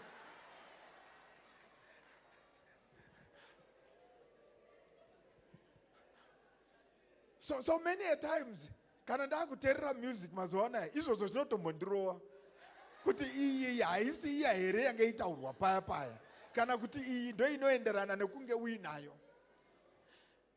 But for him, I understood. Because munhu andagara, he was my professor, he was my whatever. I remember him telling me kuti farai motikari yako iyi aiuye kumba kwangu kuGlenlawn, because anga akavaka pagomo ende zveshuwo zvaizonetsa kuti ndikwirepo because mota yacho yanga isina starter. Saka it was going to be a very difficult thing. So you look at it, unogona kuti munhu ane mari ari kundidadira, munhu ane mari ari greedy. Munozwa kuti mindset yekuzvichunira kufrequency dzepasi pasi. Shuwirawo zvinhu zvefrequency yekumusoro kuti vanombogara ikoko vakaita sei, mhepo dzavanofema dzakaita sei, zvakadai zvavanoita izvi handigoni kuzviita here inini as an individual. Push yourself kuti zviite zvakanaka. Usakurumidza kusoropodza munhu nekuda kwekuti ane chinhu chauri kushuwira. Kana aine chinhu chauri kushuwira, enda unogara pasi naye kuti izvamuinazvo izvi ndiri kuzvidawo zvinowanikwa sei. You ask, you then get information. Zvinokubatsira as an individual. Amen. Pane vamwe vanochuna pamafrequency ekuti I don't deserve more. Vasikana zvandakatoita izvi zvakatokwana. Inini hangu zvandakatoita izvi zvakatokwana. Amene pane kamwe aibva atoti musanyanya kundipa henyu zvakawanda because ndinozokutadzirai. Patakapiwa zvishoma takutadza kubhadhara zvegumi takuvatadzira futi. Anyway, let's connect to the frequency. Pane vanotenda mumari kana vaiona. Kana isipo havatendi kuti ndanayo within. Unoda kuona, ndiwe Thomas, unoda kuona. Tune yourself to the wealth frequency. Hallelujah. Rega ndiende pamberi. Ndirege kumira. So if you want to read the scriptures that go with this, my scriptures aya takamaparidzirwa 2 weeks ago, 3 weeks ago, 3 Sundays, 4 Sundays ago. My scripture iwaya takamaparidzirwa. Be ye transformed by the renewal of your mind. Take, that you may take every thought captive. As a man thinketh, so is he. You will keep in perfect peace those whose minds are steadfast. You will never rise above your thinking. As you go, you will never rise above your thinking. Chaungatoita kusimudzira kufunga kwako kuti ukwire kwauri kufanira kuenda, because you will never rise above your thinking. Amen and amen. Hallelujah. Ndinogara tichimboudzwa panapa. I remember tichimbotaura namufundisi mamwe madecisions aitwa nevabereki vedu akanga ari based on the level yekufunga kwavo panguva iyoyo. Saka iwewe kana uchida zvinhu, please can you increase your level of thinking. Regai ndiende palayer number 3. The layer number 3 talks about attitude. Maonero atunoita zvinhu iwewe neni. Maonero andoita zvinhu, it is basically my attitude. So what I refer to attitude is mindset in motion. Kana mafungiro angu in motion, mafungiro angu in a dynamic state, mafungiro angu, as I talk about the things that I believe in, my belief, my beliefs are limiting. Ataka tenda mahari nekuda kwekukura kwedu. Hallelujah. Those beliefs, they actually impact our attitude. Hallelujah. Pane attitude yandinoona zvangu kana kuti maonero anoita vanhu yokuti you feel entitled iwe usina effort yawamboisa. Kumirira RDP house.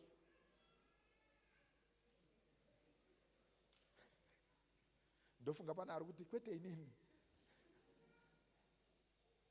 Me RDP yekumusha. But hauna effort yawaisa. Uri kutoda yakagadzirwa kare. Uri kutoda yakwavakwa kare. Iwe hauna kana effort yawaisa. Kuti uziwe kuti plumbing inoita mari. Do you know kuti ikoko kutombodhurirwa neplumbing kune chekuita nekuti kugadzirira ramangwana kuti unzwisise kuti kana pipe yabesta zvorevei. Amen. So that which we are taken through, it's actually very helpful. So if you feel entitled without putting an effort, then in essence, your attitude is not correct. Amen and amen. Pane vanhu vasingatodi success, you resent success, or vanhu vanocomplaina zvinonzi zviri chronic. Kucomplaina zviri chronic. Even chinhu chikanaka sei, munhu anongocomplaina chete. even umupe zvakadii anokukomplaina chete. Kana achifarira mukonde wesadza ukamuisira mukonde, anoti dai mama wezera nembatatisi dzacho. Kunyangwe zvese zviri starch, anenge achingoda kuti you are just a chronic complainer in this case. Sometimes people dismiss even small beginnings. The small things zvatinongotanga nazvo, you dismiss them. That in itself, it's an attitude that is not correct. That attitude will not get us out of lack. That attitude will not get us out of poverty. That attitude will not get us out of the things that we want. Munoziva here kuti ameno kana ndingantaura zvekumusha kwangu. Kwedu ukagara mukitchen unonzi uri kubata booster rekuTriZero. Kana turi kuti booster ndikutaura booster reEconet. Kana kuti uri kubata booster reNet 1. Munoziva here kuti our attitude yakaita kunge tumaantena tweupenyu. Ndo pano broadcastwa zvako iwewe, zvefrequency yako. Kana vanhu vachida kuziva nezvako vanoenda pabooster reattitude. Because ipapa hatipotsi kuona kuti munhu yakaita sei. Amen and amen. Because you definitely, if you want your outcomes to change, you need to change whatever you are broadcasting out of the booster of your attitude. Out of that, that broadcast, that antenna of your attitude. Hallelujah. Regarding the scripture, Philippians 2 verse 5. Let this mind be with you, in you, which is also in Christ. Be made anew in the attitude of your minds. Set your minds on things that are above. Why? Because your attitude is your mindset on display. Hallelujah. Zvaunoita maonero aunoita zvinhu iwewe zvinoreva kufunga kwako panguva iyoyo. Ndo zvinotodisplaya kufunga kwako. So sometimes handidi kuenda kunze ukoko. Ndofanira kungoona maitiro angu as an individual. Zvinondibatsira izvozvo. Hallelujah. Rega ndiende palayer number 4 ndisati ndaenda kumberi. When you want to get out of poverty, you are either on the side of the architecture of lack, or you are on the architecture of wealth in this particular case. So sometimes when you look at that particular left, sometimes spending before saving, if you don't track your finances, sometimes if you choose comfort over capacity, because pana vamwe vanofunga zvekutogara kwavo, vanofunga zvanhasi ramangwana harina basa. Sometimes if what you are consuming is greater than what you are producing, and you are isolating from higher levels, or you isolate yourself from higher level thinkers, then in that case you are actually breeding lack. You are breeding things that will always make you remain as somebody who is in lack. Now invest in relationships. Produce what is greater than your consumption. Pursue growth over comfort. Because sometimes when one other comfort, it's important to also note that it's important to actually grow whatever you're doing.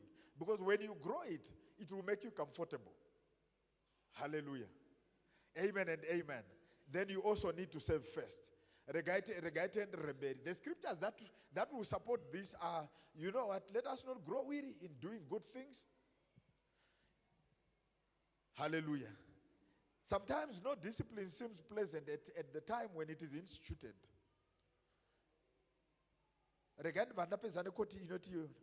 With what you repeat each and every day, you become. Zvaunoita zuva nezuva ndo zvaunozowa. Haugoni kuva zvausingaiti each and every day. Tumahabits twatinoita each and every day tunotibatsira kumberi uku. Hallelujah. Baba vanogara vachitiudza panapa kuti all these things that you see in an individual, it's a total summation ezvinhu zvavanoita each and every day. Is that not so? Rega ndipedzise palayer number 5 yekupedzisira. You know, the normalized life. The key thing that we have to note here is a poverty lifestyle happens when the spirit, the mindset, the attitude, and the habits solidify into a reality that feels completely normal. Kurava kuti unonzwa zvakatokwana, usina zvauinazvo. Ende pana vamwe vanotojustifya kuti kwedu ukaenda kumusha kwedu uku kune vasina but vakatogara zvakanaka. Akakuudza kuti vakagara zvakanaka ndiani? You accept the things kuti izvi ndo zvanditori. As individuals, my encouragement this morning is let us go beyond being satisfied by where we are. Let us deal with our mindset. Let us deal with our attitudes. Let us deal with our habits. Let's deal with the things that make us feel comfortable and yet we are in lack. It is actually one of the most dangerous things because you actually feel at home. Hallelujah. You accept the poor quality of relationships. You accept anything. You accept chronic financial status. You accept even zero goals. You don't set anything. Kungo gara, kungo rarama. Upenyu hauna kudaro. Hallelujah. Upenyu hauna kudaro. Pane mumwe akazoti you don't rise to the level of your dreams. Because dai vanhu vaikwira kuma levels ezvavanorota. Munhu anozongobatwa nehope ari kurota achizvifunga ari ku kana akambona mupicture wevakanotenderera kumwedzi vavaya anozviona ari astronaut akarara ari mumagumbeze make. But dai vanhu vaikwira kule malevels emadreams avo zvaita zvakanaka. But regai tiudzane chokwadi, you will always fall to the level of your daily life. You will always fall to your habits. You will always fall to your attitudes. You will always fall to the level yekufunga kwako iwewe as an individual. Regai ndikupe mascriptures anoenderana nezvaari papa. Zvokuti hatigoni kukuzivai tondokuzivai nezvamunoita nemabasa. We know you by the fruits that you produce. Hallelujah. Even tikataka kuona mabasa emweya, the fruit of the Spirit is love, joy, peace, you know, and all those that follow. Humbleness, goodness, faith, temperance and endurance. We see all those as fruits of the Spirit. And, you know, we need to prosper. Lifestyle is not managed. Lifestyle is produced. Hallelujah. You have to produce it. In the production line, you have to produce. You produce what you want. Regai to conclude the message yangu on the following. Pana inonzi the law of inner wealth. Be before you become. Hallelujah. And then you become before you have. Hallelujah. You must be first before you become. I must be rich within before I become rich outside. I must have it within before I have it in my hands. I must have it within me. Because why is it important to have it within you? It's important to have it within you because because unazo kudara mauri. You can still generate exactly the same. Because zvagara zvitori mauri iwewe as an individual. Zvikauya usingazivi kuti zviri kubva pai, musi wazvinobva unobva wanyura zvachose because hauzivi kuti zvakabvepi. But kana zvirimo mukati, you can always generate more because zvitori mauri as an individual. Even vanhu vakakubvisa pane chimwe chinzvimbo because une zviri mauri already, zviri mauri zvinogona kudzosera pane the same place. Zvinogona kudzosera pachinzvimbo the same kind of thinking, the same kind of a place. Hallelujah. So you must become it before you have it. Hallelujah. Pandrukuti, you must become it. You can substitute that it. You can become prosperous before. You must become prosperous before you have that prosperity. You must have things before you have them within, when they appear physically or within your lifestyle. Hallelujah. If you receive 1 million rand today without having become a millionaire inside you, Mario inongo Buddha.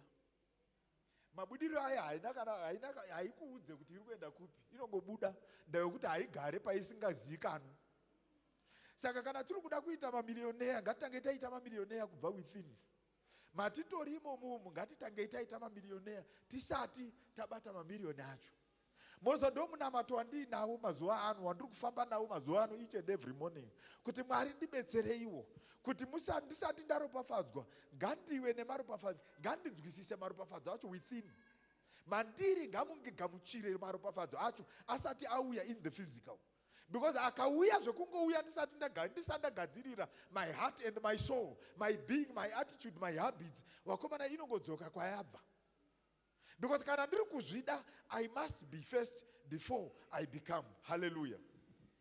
So you need to understand that sometimes pane poverty framework kanongouya so kekuti even ukapiwa 1 million yacho mahabits ako anongoispenda. Hatiko kunyeperana here. Vazhinji kusaita zvinhu handi kusaita nekuti hatidi. Kusaita nekuti hatina zvinotibatsira kuti tigone kuzviita.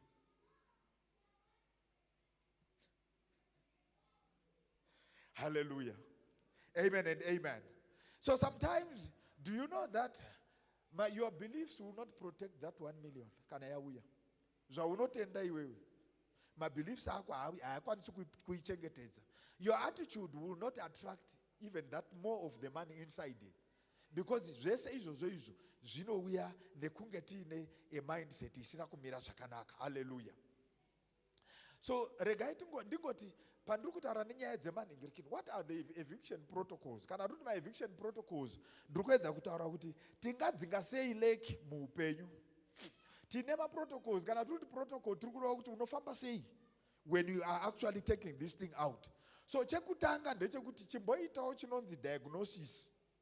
Kana ndiri kuti diagnosis, gara pasi umbozvibvunza chiri kundikonesa chii. Amen and amen.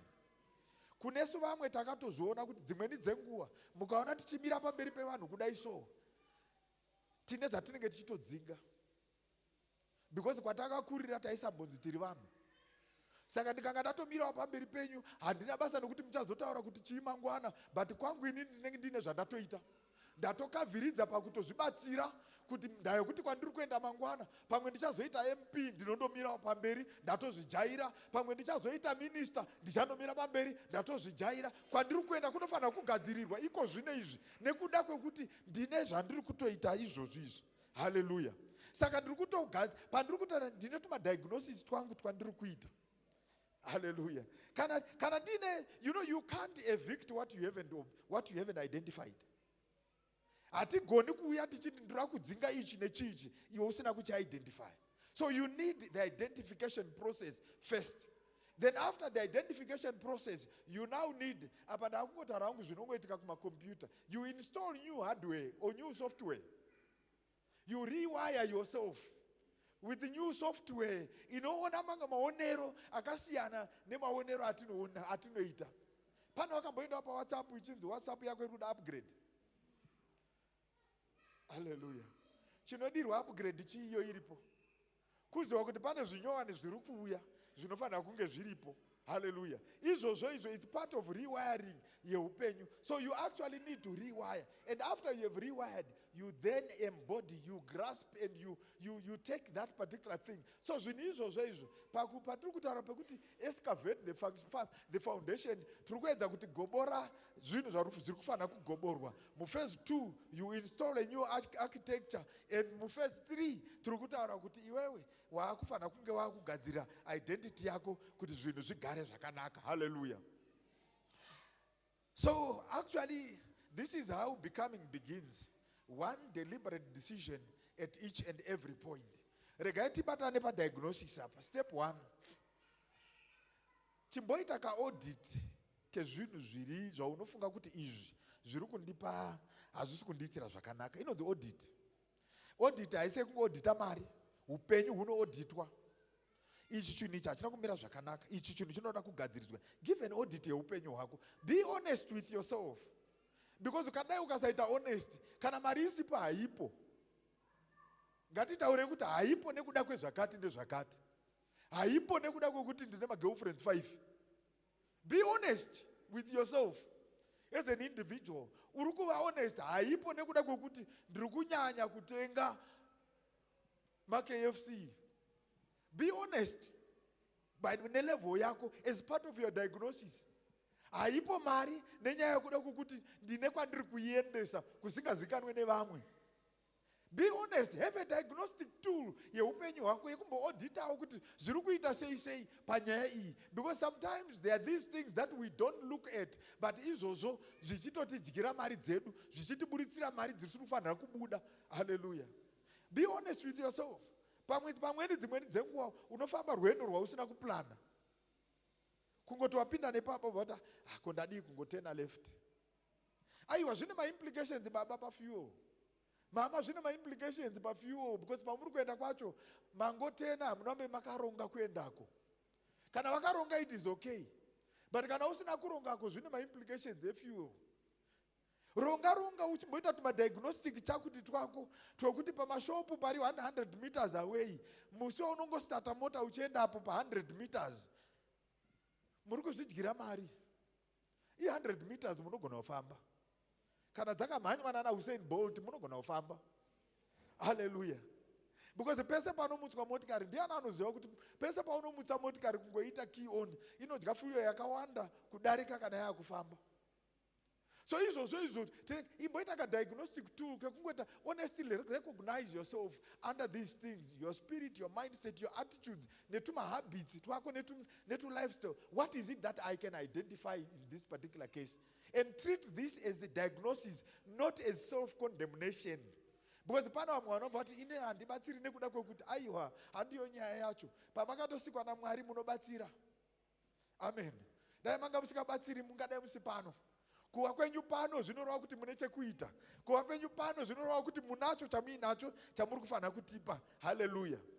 A doctor cannot treat what they have not identified.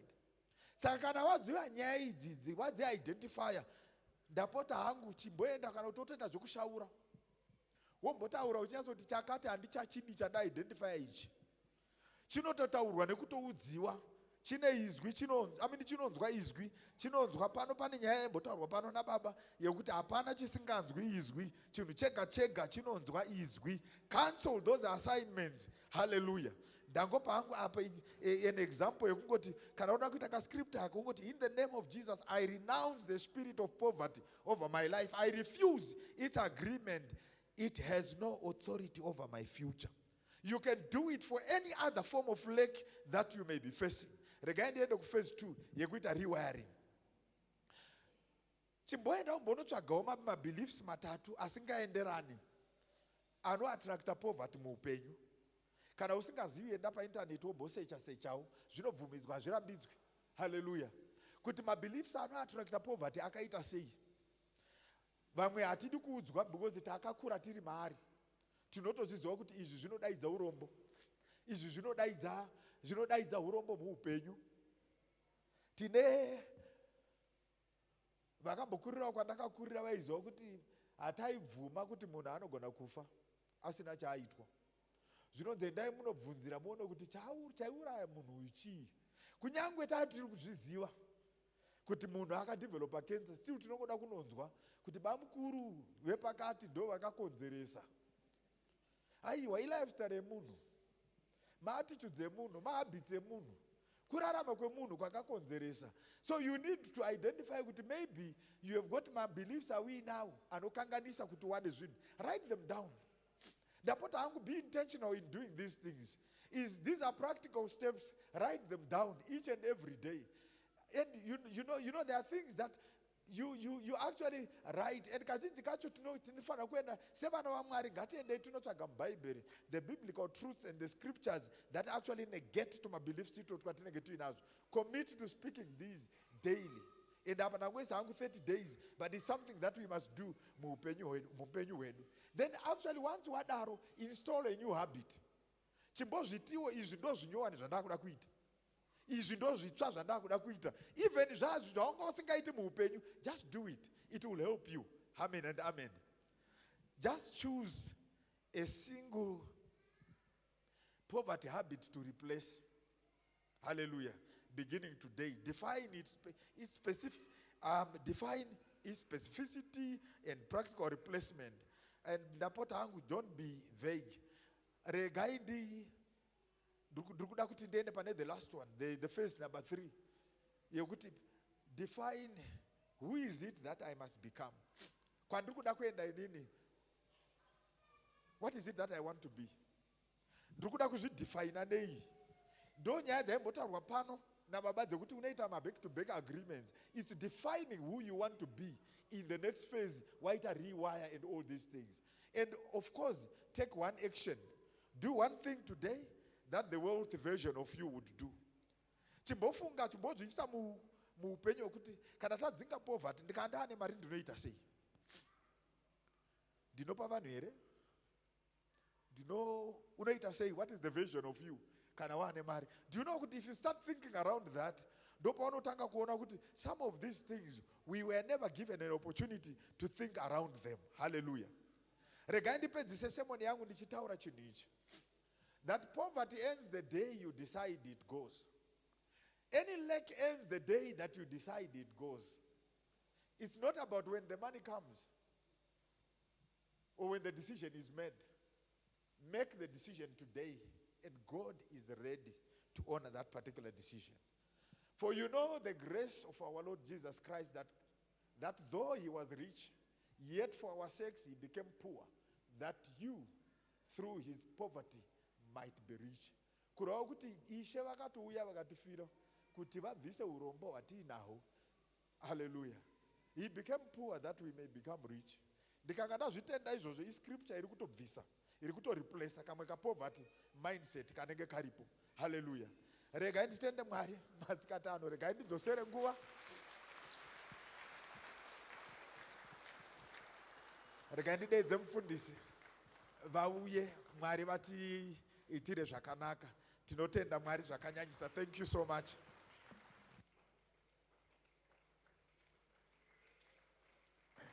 That was so powerful. Hallelujah. Hallelujah. That was so powerful. Powerful teaching. You become not. I was thinking, Prof. Achitaranchiti, if we drop a pen here and you don't pick it, it will stay there. What you don't do, it does not wake up there. You need to do it. Ndino challenge avana vari kuchikoro ndichiti dictionary, the time that dictionaries were prepared, someone wrote them by pen, one by one word. It doesn't wake up there if you don't do it. And this is this generation, Prof. Nyabata, that we need to help. When people think with the internet, one day you wake up with $1 million because you spend the whole day on internet. It doesn't work like that. When he speaks like this, he's a professor. He took years to read. I was telling Mama, ndichivati, vana vedu vanoti I'm bored. Ari pani echo ni internet. When I was reading, when I was young, and I felt sleepy, I would took a bucket of water or a dish and I'll put my legs in water so that I continue to read when I'm feeling sleepy. The car that I'm driving now, I did not buy it yesterday. I bought it when I was a teenager, when I decided to read when others were playing draft. Can I repeat this? The car I'm driving today, I did not buy it last year. You saw it last year, but it was a build-up of my father in the rural area who was selling a beast or a cow to pay my fees. 30 years, 40 years back, an old man decided it didn't happen on its own. An old man and an old woman decided to sell a beast and they paid fees. You become, when you do it, it doesn't wake up done. I can't read. You can read. Change the attitude. You can surely read. Change the attitude. To my generation, vazhinji vari pano vanobvumirana neni kuti taitora makumba tonyika mvura kuti ndikwanise kurega kukotsira. Sometimes you do it when you don't feel like doing it because it has to be done. When you go up, you force yourself up. Can I tell somebody this? Poverty, you force. Habits. Guys, I'm a pastor. To retain my pastorship or to be accepted as a pastor, I need to dress like a pastor. It's a habit. I can't be wearing a boxer short or a tight short. Neka vest. Ndiri monde akaita maoko momwe ndichiti tada musi weSunday ndoya kuchechi ndakadai. Vasika varume vanotiza nevakadzi vavo very fast. Even mweya uripo pane mahabits anofanira kuzosapota mweya wacho. Handizvero pane mahabits anofanira kuzosapota mweya wacho. Munoda prophet andicharamba ndikupai nguva. This teaching was so powerful. Pamwe pacho patiri kuya kuchechi, we believe so much in miracles and forget to do our part. Can I repeat this? We forget to do our part. Poverty does not go. I always say to people, ukatanga kuvaka imba, uchida kuti ipere, ukatanga project, even usiriwe uri kuvaka, unoenda pamakuseni, unoenda pamasikati, unoenda pamanheru. Kune vakambovaka munobvumirana nini? Ukatenga cement nezvidhina ukasaendapo, inopera here imba? Vanovaka vacho inopera here? Vakaona usingauyi, vanounganidza zvako apa, wowana rimwe basa. Wombonoshanda kuna ari kuuya. Kuna ari kudi, ari kusupervisa. If you want to finish a project, you wake up there, you come there in the afternoon, and you sometimes go there unannounced. Vanovanongokona vadi, vasvika. Ndoti project yacho idi, ipere. Ukasiya watu vakomana vakai, unodzoka gore rinouya isina pasina avaka. Chinhu chiri kuleka mazuva ano muchechi nyaya effort. Guys, if you want to go out of poverty, you need to work. Inini, I'm a pastor. I protect my territory. Ndakaenda kuZimbabwe musi Friday. Yes, Friday, around 3. Ndaisimuka kuenda kuZimbabwe. Because I know kuti chechi irambe iripo, chiso changu chinofanira kuramba chiripo. I don't wake up mangwana ndaisirwa seat pasina zvandaita. Takadrive all the way usiku kunovida mbuya vamindfulness. We treasure life, we breathe in life. I never grow to see my grandparents. So pandakarora kusaidi kwangu kwakusina any grandparents. Baba vavo vanga vasina maparents. Saka vangosara kusaidi kwamai kwakuina sikuru nambuya, and we were very close. So tainoviga mbuya vavo, she was 1 or 2, but we needed to be there. So pane vakatibatsira vamwe vakatiperekedza tikaitirwa zvakanaka. Thank you so much for that, the church. We really appreciate the love. Now takasvika ikoko na 5 dzeSaturday, burial ichiitwa na before 12, na 2, 3 tichisimuka uko, na 3 a.m. past 4 tichisvika pamba. Nhasi ndamukira futi ndikauya kuchurch because I need to be here for this church to function. It doesn't function in my absentia. I said I'm the pastor, I need to be there. Iwewe unodyara mavheji kumba kwako musi weMonday, wozowatarisa musi weFriday. Hakuna zvita. Even vana vabereki muneni, mwana wako ukamutarisa kudai uri distant abudiriri, anotoitwa micro manage. Wadya here, wageza here, ndiratidze masocks, ndiratidze homework yacho, wanyora here. Ukabhadhara fees usingabati homework book, you are producing poverty. Prof yakatinakira kungoziva kuti you think about it. The day 1 million ndichitanga basa inini. When I started working in South Africa, pakatengwa maisuzu mabhaki maviri. Can I repeat this? Maisuzu mabhaki mangani? Maviri. Imwe bvatapa munhu anga asina mota, aine license. Imwe bvatapa munhu aiuya nemota yake kubasa.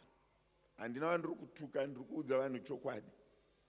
Uyu aiva nemota yake opaka oenda nayo kubasa uyu.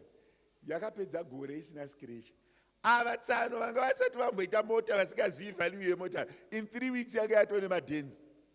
Vaiona magaka, mbambaira, mukaka wambomwiwa chikapewa chikara, because hazive how to buy a car and they don't value a car. Tikakupa mukadzi akanaka nhasi, iwewe usina attitude yekuchengeta mukadzi, anoonda in 4 days. Vakomana chete vari kuyouth, hello. Boys rangu, hello. Aurori. Usati wa ready, because anodya, anopfeka, anogeza. Ese vamuri kuona vari kunzi vakageza, imari yevanhu iri kutopera apa kana yavo. Angomuka akatsvukira. Can I repeat this? Angomuka akadi akatsvukira. Vaona makwenzi achimhangira mukadzi wake kupupiti, akaisa mari yake ipapo. Dai vakashama hauyi. Arikuti, I am confident, I am behind this woman. Ndiri kumuta, and unoyatsonzwa kuti zveshuwa ndewangu ndomumhaira. But kana sketi yakaunyana kumeso aisa foundation yekuti pamwe yatobva pamwe chipo, unongoti imimi musazoisa izvozvo kana muchienda kune vanhu. Zorai Vaseline.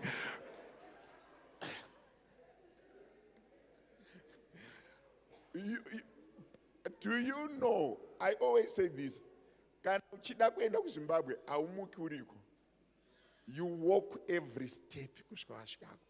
Munoziva kuti even the church, why the church is struggling, we come to church but we don't do the habits that sustain our faith.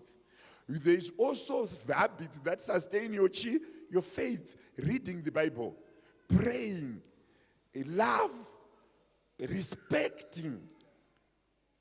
Those are habits that sustain your faith.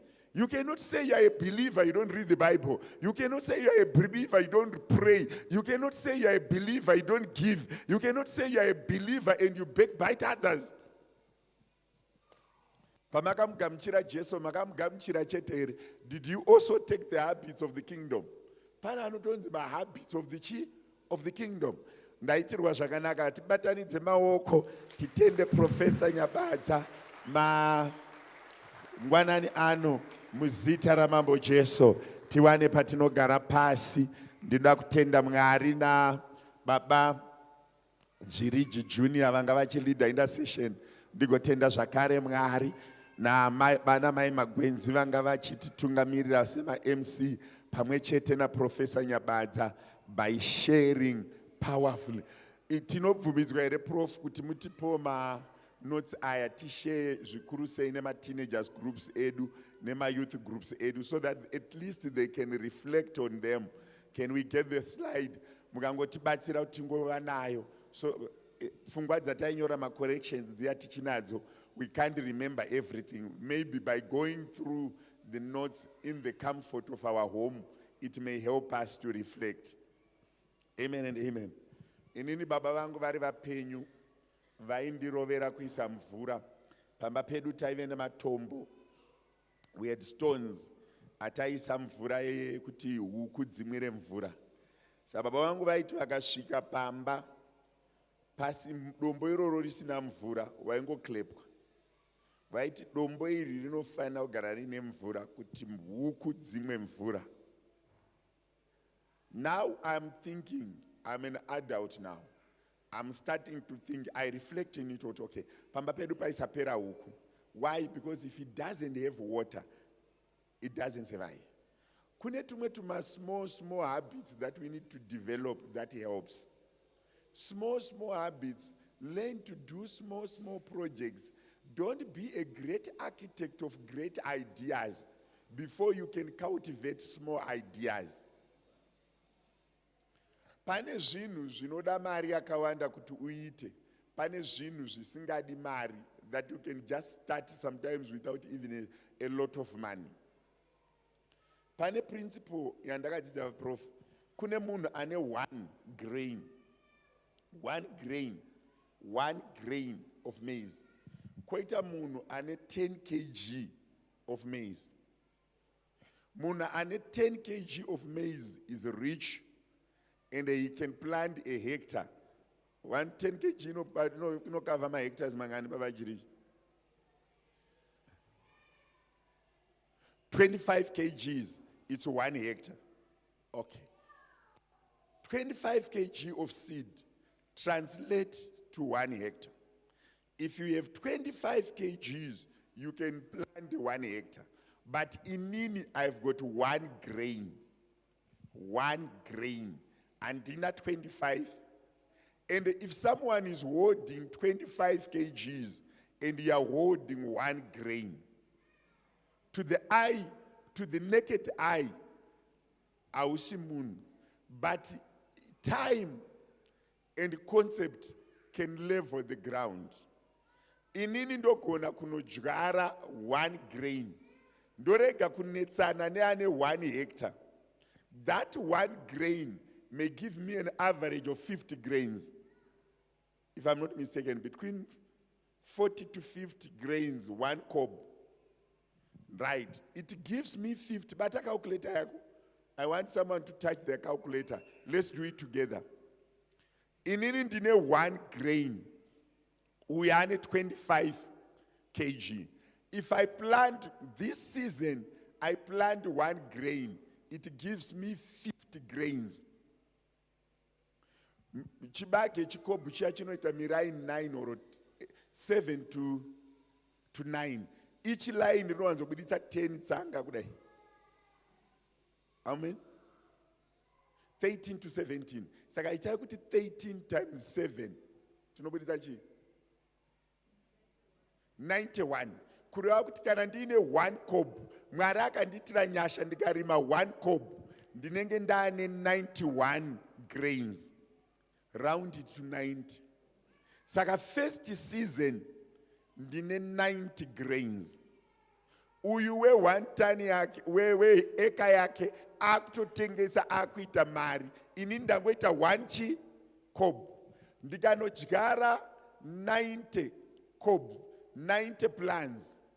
Ndoita an 90% germination success. Per 90% of 90 is what? 81, round it to 80. 80 times 90. Takupinda. First season tajgara taita 1 seed. Second season taane 90. 90 times 80 is how much? 7,200. Ndoma seeds and now they should surely equate to 25 kgs. True or false? Kanandane 7,000, 7.2 plants. Zechibagi. Munda wakakura sei. 7,200 plants. Nduda kweza kutaurira mumunu. Kupari kunzi you can go out of poverty. You start very small. And that small can grow. Don't take that 1 seed and throw it away. Plant it. Pauri kuuya kuchurch, kune vamwe vanhu vanogona zviombe. Iwewe just do those small things that are within your reach. Those small things can multiply into greater things. 31st season anga ane 1 seed. Second season anga ane 90. Third season ane 7,200. But atolevula ground anga ane 25 kgs.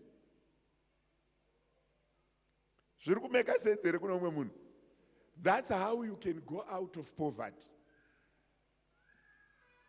Ndaitarisa ndinoteerera farm, ndinotarisa ma farms. Pane munhu akatanga nemazai 20 eggs in his kitchen somewhere in Bindura. Akabuda pane chimwe chirongwa che-agriculture chandinoteerera chakanzi murimi watu on Zim channel. Akatanga ne-20 eggs that hatched to 13 chickens. Those 13 chickens, 9 survived. From those 9 chickens, he is producing close to about every month he can send to the market 300 to 400 road runners. From 20 eggs with a success rate of 13. Why you are not starting somewhere? Why don't you start somewhere? Vana mama vari pano, vana mai vese vakakurumidza zvekuda zvekuroorwa muri vadiki. Vana mai vese vakaroorwa muri vana vadiki. Mukaenda rudaport FET college yamunoona iyi hachisi chitoi. Ichi college chiri apa ichi. Machiona tikangobuda muno mutwava right tichikwidza kudai pane inonzi FET college. Wonotanga kuita NQ level 6 uripo. It needs you 2 years. And the school fees yepo, it's an average of 6,000 to 8,000 per annum. Wototanga kuita magetsi, kana air conditioning, kana mule riding, kana chi, wotowane critical skills. Iyo college iripo iyi, wotonotanga kudzidza 2 years datopera, 5 years datopera uri mukitchen. Dhimoni remukitchen ngaribude muchechi munomu. Dhimoni rekusuka ndiro ngaribude muchechi munomu. Dhimoni rekuaina ngaribude muchechi munomu. Watova mweya wetsvina watinawo, mweya wekuaina. Baba ndokumbirawo 2 days dzekuaina. Baba ndokumbirawo 2 days. Pamwe pacho kutoita sezvo uri kuaina hembe dzani kusvika rini. Yava aina iyoyo hatigoni kuishandisa zvimwe zvinhu. In 2 years time or in 2.5 years time unenge wane NQ level 6 yemagetsi. Unenge wane NQ level 6. Iyozvi ndine vanhu vechidiki vari muno vakafoira form 4 10 years ago. They are not studying anything. Kosi ikangotangwa nhasi inopera. Uda kurara uri chitunha here. Say chimwe chinhu habit one that affects people so much to poverty is sleeping, prof. Mweya wekurara chaiwo. Vana mama vamwe vakaita madegree aya asiri critical skills, vakaita macourses aya muri kupiwa 4,000. Let's rebrand, let's regroup, let's restart it.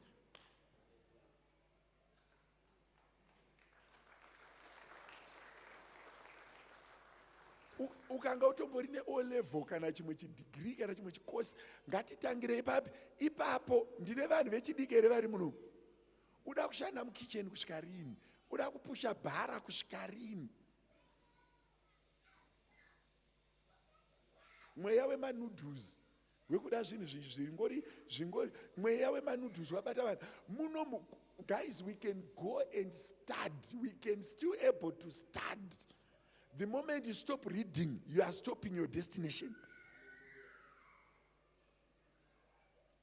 Ndine vanhu vakati zii. Unovati chinhu chatiuraya munomu. Munhu akangopererwa nebasa kutotsvaga mukitchen. Mwari ngavandibatsire ndiite prayer request. Unoziva kuti you can study. Unoziva kuti unogona kunoita matric chaiwo. Kuti unonyora matric chaiwo. It's just 2 years. Grade 11 and 12 fotonyora matric. And I know one prominent pastor akatotanga kuinonyora matric. Akapedza kunyora matric akaenda kucollege. Ato a prominent pastor. Aiva maimufundisi but akati it's not enough. Akanonyora matric because hapana qualifier. She did 2 years dzekunyora matric. Iwe chiri kukutadzisa kunyorera matric chi? Chinokutadzisa kunyora matric. Why can't you write matric? Kana wakaifoira. Why can't you write matric? Ndezvipi zviri nane kugeza maanda evanhu nekunyora matric? Uri kugeza emurume wako kugeza futi dzevanhu. Why can't you write matric? Why can't we go back and write matric? What are you doing? Prof, why can we not write matric? My teachers, ndokukumbirayo 2028, 2027, tiite project panapa, tikumbire tistadise vanhu vanyore grade 11 and 12, varege kugara makitchen, vanhu ngavanyore matric. Can people write again matric? It's 2 years. We end up college 3 years. Let's do maths. Let's go back to maths. Ata calculator yako. Ungraded person, unqualified, earns an average of 6.5 to 7,000 per annum per month in South Africa, according to statistics. True or false? Shanda in 6,000. Yema kitchen, Shanda in 7. 7 times 13. 7 times 13. How much? 91. Ndo salary yako yepachi yepagore takupa bonus handirika uchiita rese rese r squared basa rese rese rese ndati rese rese harina rausingaiti rese rese unotambira mari 91,000 per annum. An artisan NQ level 6 anotambira mari per month. Artisan NQ level 6 average is how much? Ndibatsire vamagwenzi. How much? 40,000. All right. Iwe urikuita R squared. Woshanda 10 years. 91 times 10. Marie general rate by query. You know, just when inflation checked. At their discretion, you don't have rights. Because you are not entitled to anything. Am I lying? Am I lying? Ukaona shanda basa rekuti ndochienda here zvonzimbo pusha. Arida starting time, arida end time. 91 times 10. 910,000. Tochitora mumwe ari kunoti matric 2 years plus 3 years dzekudzokera kuchikoro kuti anowana artisanal job. Tobva tarasa 5 years idzi. Even ashanda hake mapart time ngatiti haana income. Hatichiendei pasi next 5 years. Chindiitirai kuti 40 times 13. Ngatiwe practical, ngatishande. How much? 520 times 5.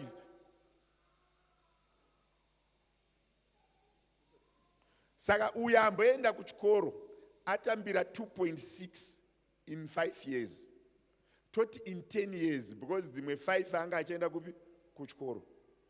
Uyu asina kuenda kuchikoro uyu anga achiti handigoni kuregedza basa kana handidi kustudy atambira 9 10. Uyu atambira chi 2.6. Second round of 10 years. Chiita futi kuti 40 times 13 times 10.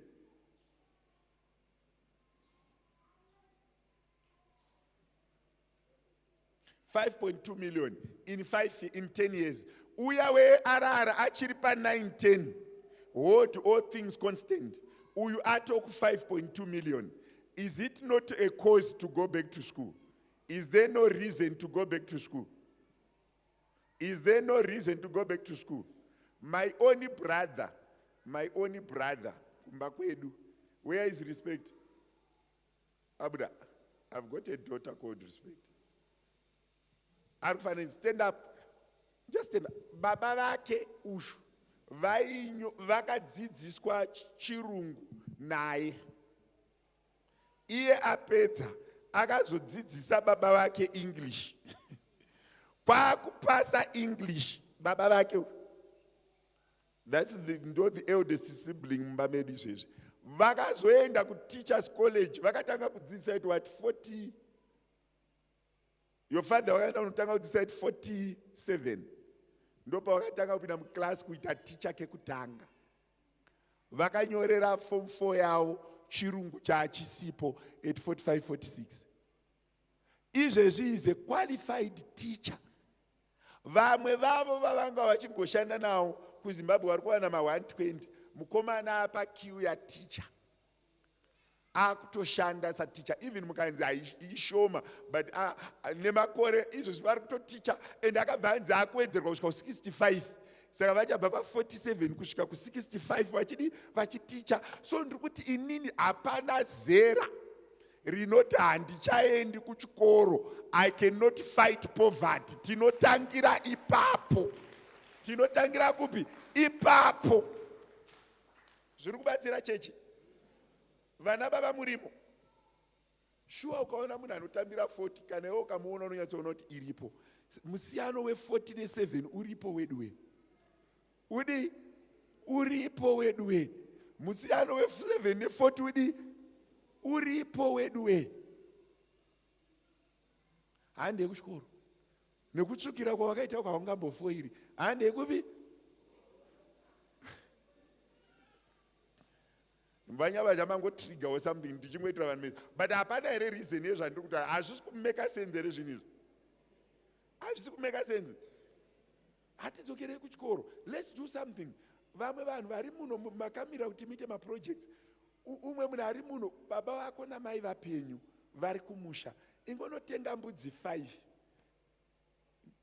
nechikono chacho chechi6 mbudzi inobereka ka2 pagore woverenga zvembudzi paunozodzokera kumusha dza15 dza20 dza50 mari yamuri kuisa mawigi tengai mbudzi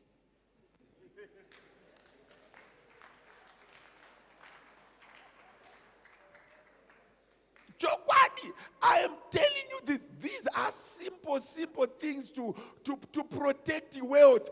I am telling you this. I was home kumba izvezvi nandiri kumba izvezvi ndine about almost 27 pregnant sheep. 27 pregnant. Handisi kuraramira izvozvo handinei nadzo but uchingosvika so unonoti une kamwe kamari kangori paside mukomana wemombe anoda mari $60 ukamunzwira tsitsi 8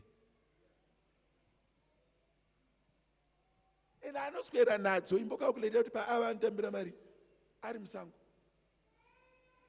Kune vanhu vari munomu vari kuti uri kufunga kuti uchatanga wazoita miriyoni ugovhura maini usina huku, uda kuvhura maini usina huku, uda kuvhura maini usina uda kutanga nemaini iwewe kutanga negredha neexcavator usina kana kumborima vegetable pamba pako, haugoni kurima muriyo kana munonzi mutai chaimo kuti ungova kudiridza tomato haugoni. Baba ndinokutendai nemamiriyoni ari kuuya, baba ndinokutendai nebhiriyoni yangu kupi. Chimbotanga tudiki tunoitika tudiki. That's where, do you know that people who are successful, they are interested in finer details. I'm privileged to work in construction. Tino quantify my pin, ataka clip up, pachinish. We quantify my pin. We quantify small things. Makwanditisa ve anokuverenga tikatora vana risina nachikashapa vana ana magunda vanogona kuverenga zvidhina izvi kucalculate kuti zvidhina zvakapinda paimari iwe haudi kutoverenga kana anything. Iyo zvautozivi kuti dhuku rako riri pai, dhuku chairo unononoka kuchechi uchiritsvaga. Wivi yako inoiblowa musi weSunday unonoka kuchechi. Kana uri irresponsible to that, how can you run a billion?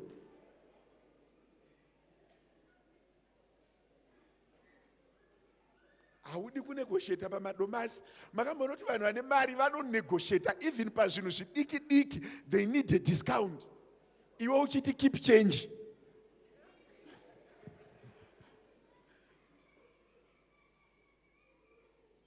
You will not keep change. My business people, they negotiate for everything.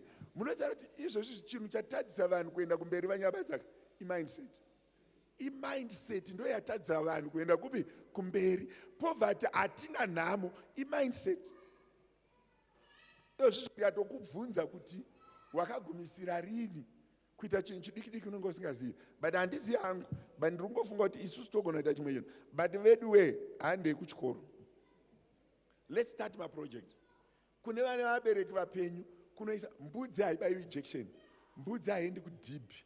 Mbudzi chaiyo haiendi kupi. Ukaita 10 mbudzi wanoita $40-50 wotenga nechigotora chacho. Munoziva kuti vanhu vari kuita mari nemaprojects embudzi. Zvinhu zvidiki.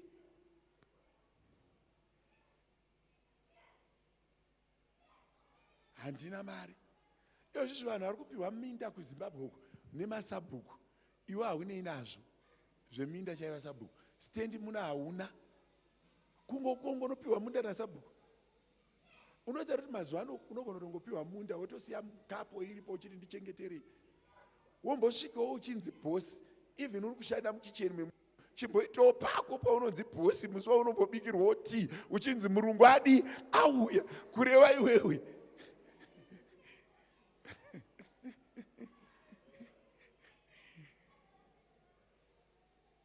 even pasina chinhu pasitendi ipapo unogocherwa chibage. Saka ndigochere Murungu chibage, Murungu ari au. Tarisa munhu ari padhuze newe kuti Mwari ngaakubatsire ubude mutsika dzenhamo. Mainyabadza ndokumbirawo mugosheya that clip. Vane mibvunzo mozobvunza. But vana vaMwari hatidzokerei kuchikoro. Gogo zvakati vari kutoverenga, handisi kuti vanoverengei. Iwewe unosina chinhu.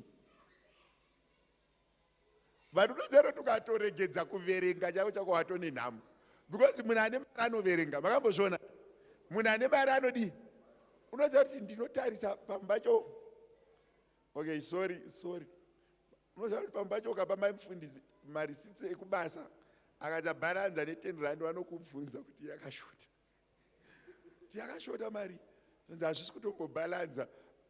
Vakagara pakombiyuta vanofanira kuti nyatsoti uku rainire uku nere uku zviti getye. Iwe ndo paunenge uchiti handina ba keep change. Vakati vakamboshanda nevanhu vanoshanda kufinance. Munhu wekufinance atori neproblem yekuti washotesa ne10 Anoti idi ikwani. But ndiri kufunga kuti Professor Nyabadza ndofunga madena chimwe chinhu chokuti vanhu vanoziva here kuti nhamo inopera necommitment. Nhamo inopera nechi. Asi vamwe vanhu vanoda nhamo, Professor. Vanhu vanoda nhamo yavo. Alright. Ndine good announcements dzandinadzo shoma dzandinadzo panapa. Patichaita ndakapromisa vanhu kunamatira vanhu.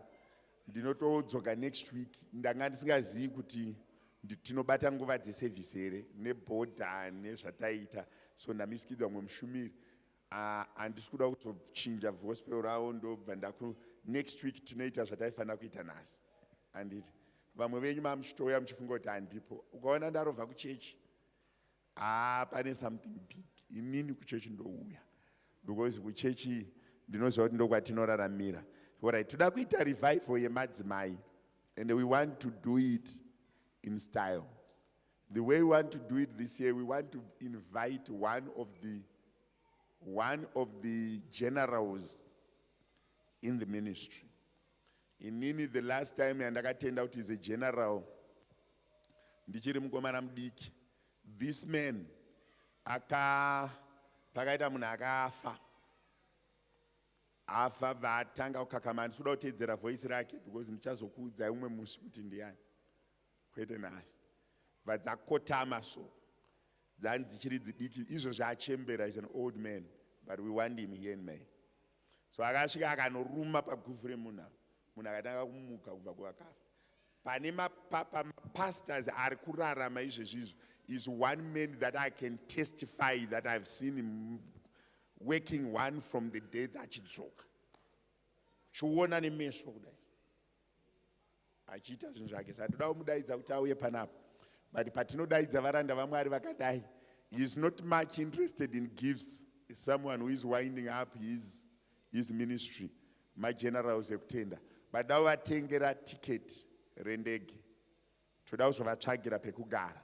Kana paine munhu ari kuti inini mufundisi, I want that general kuti auye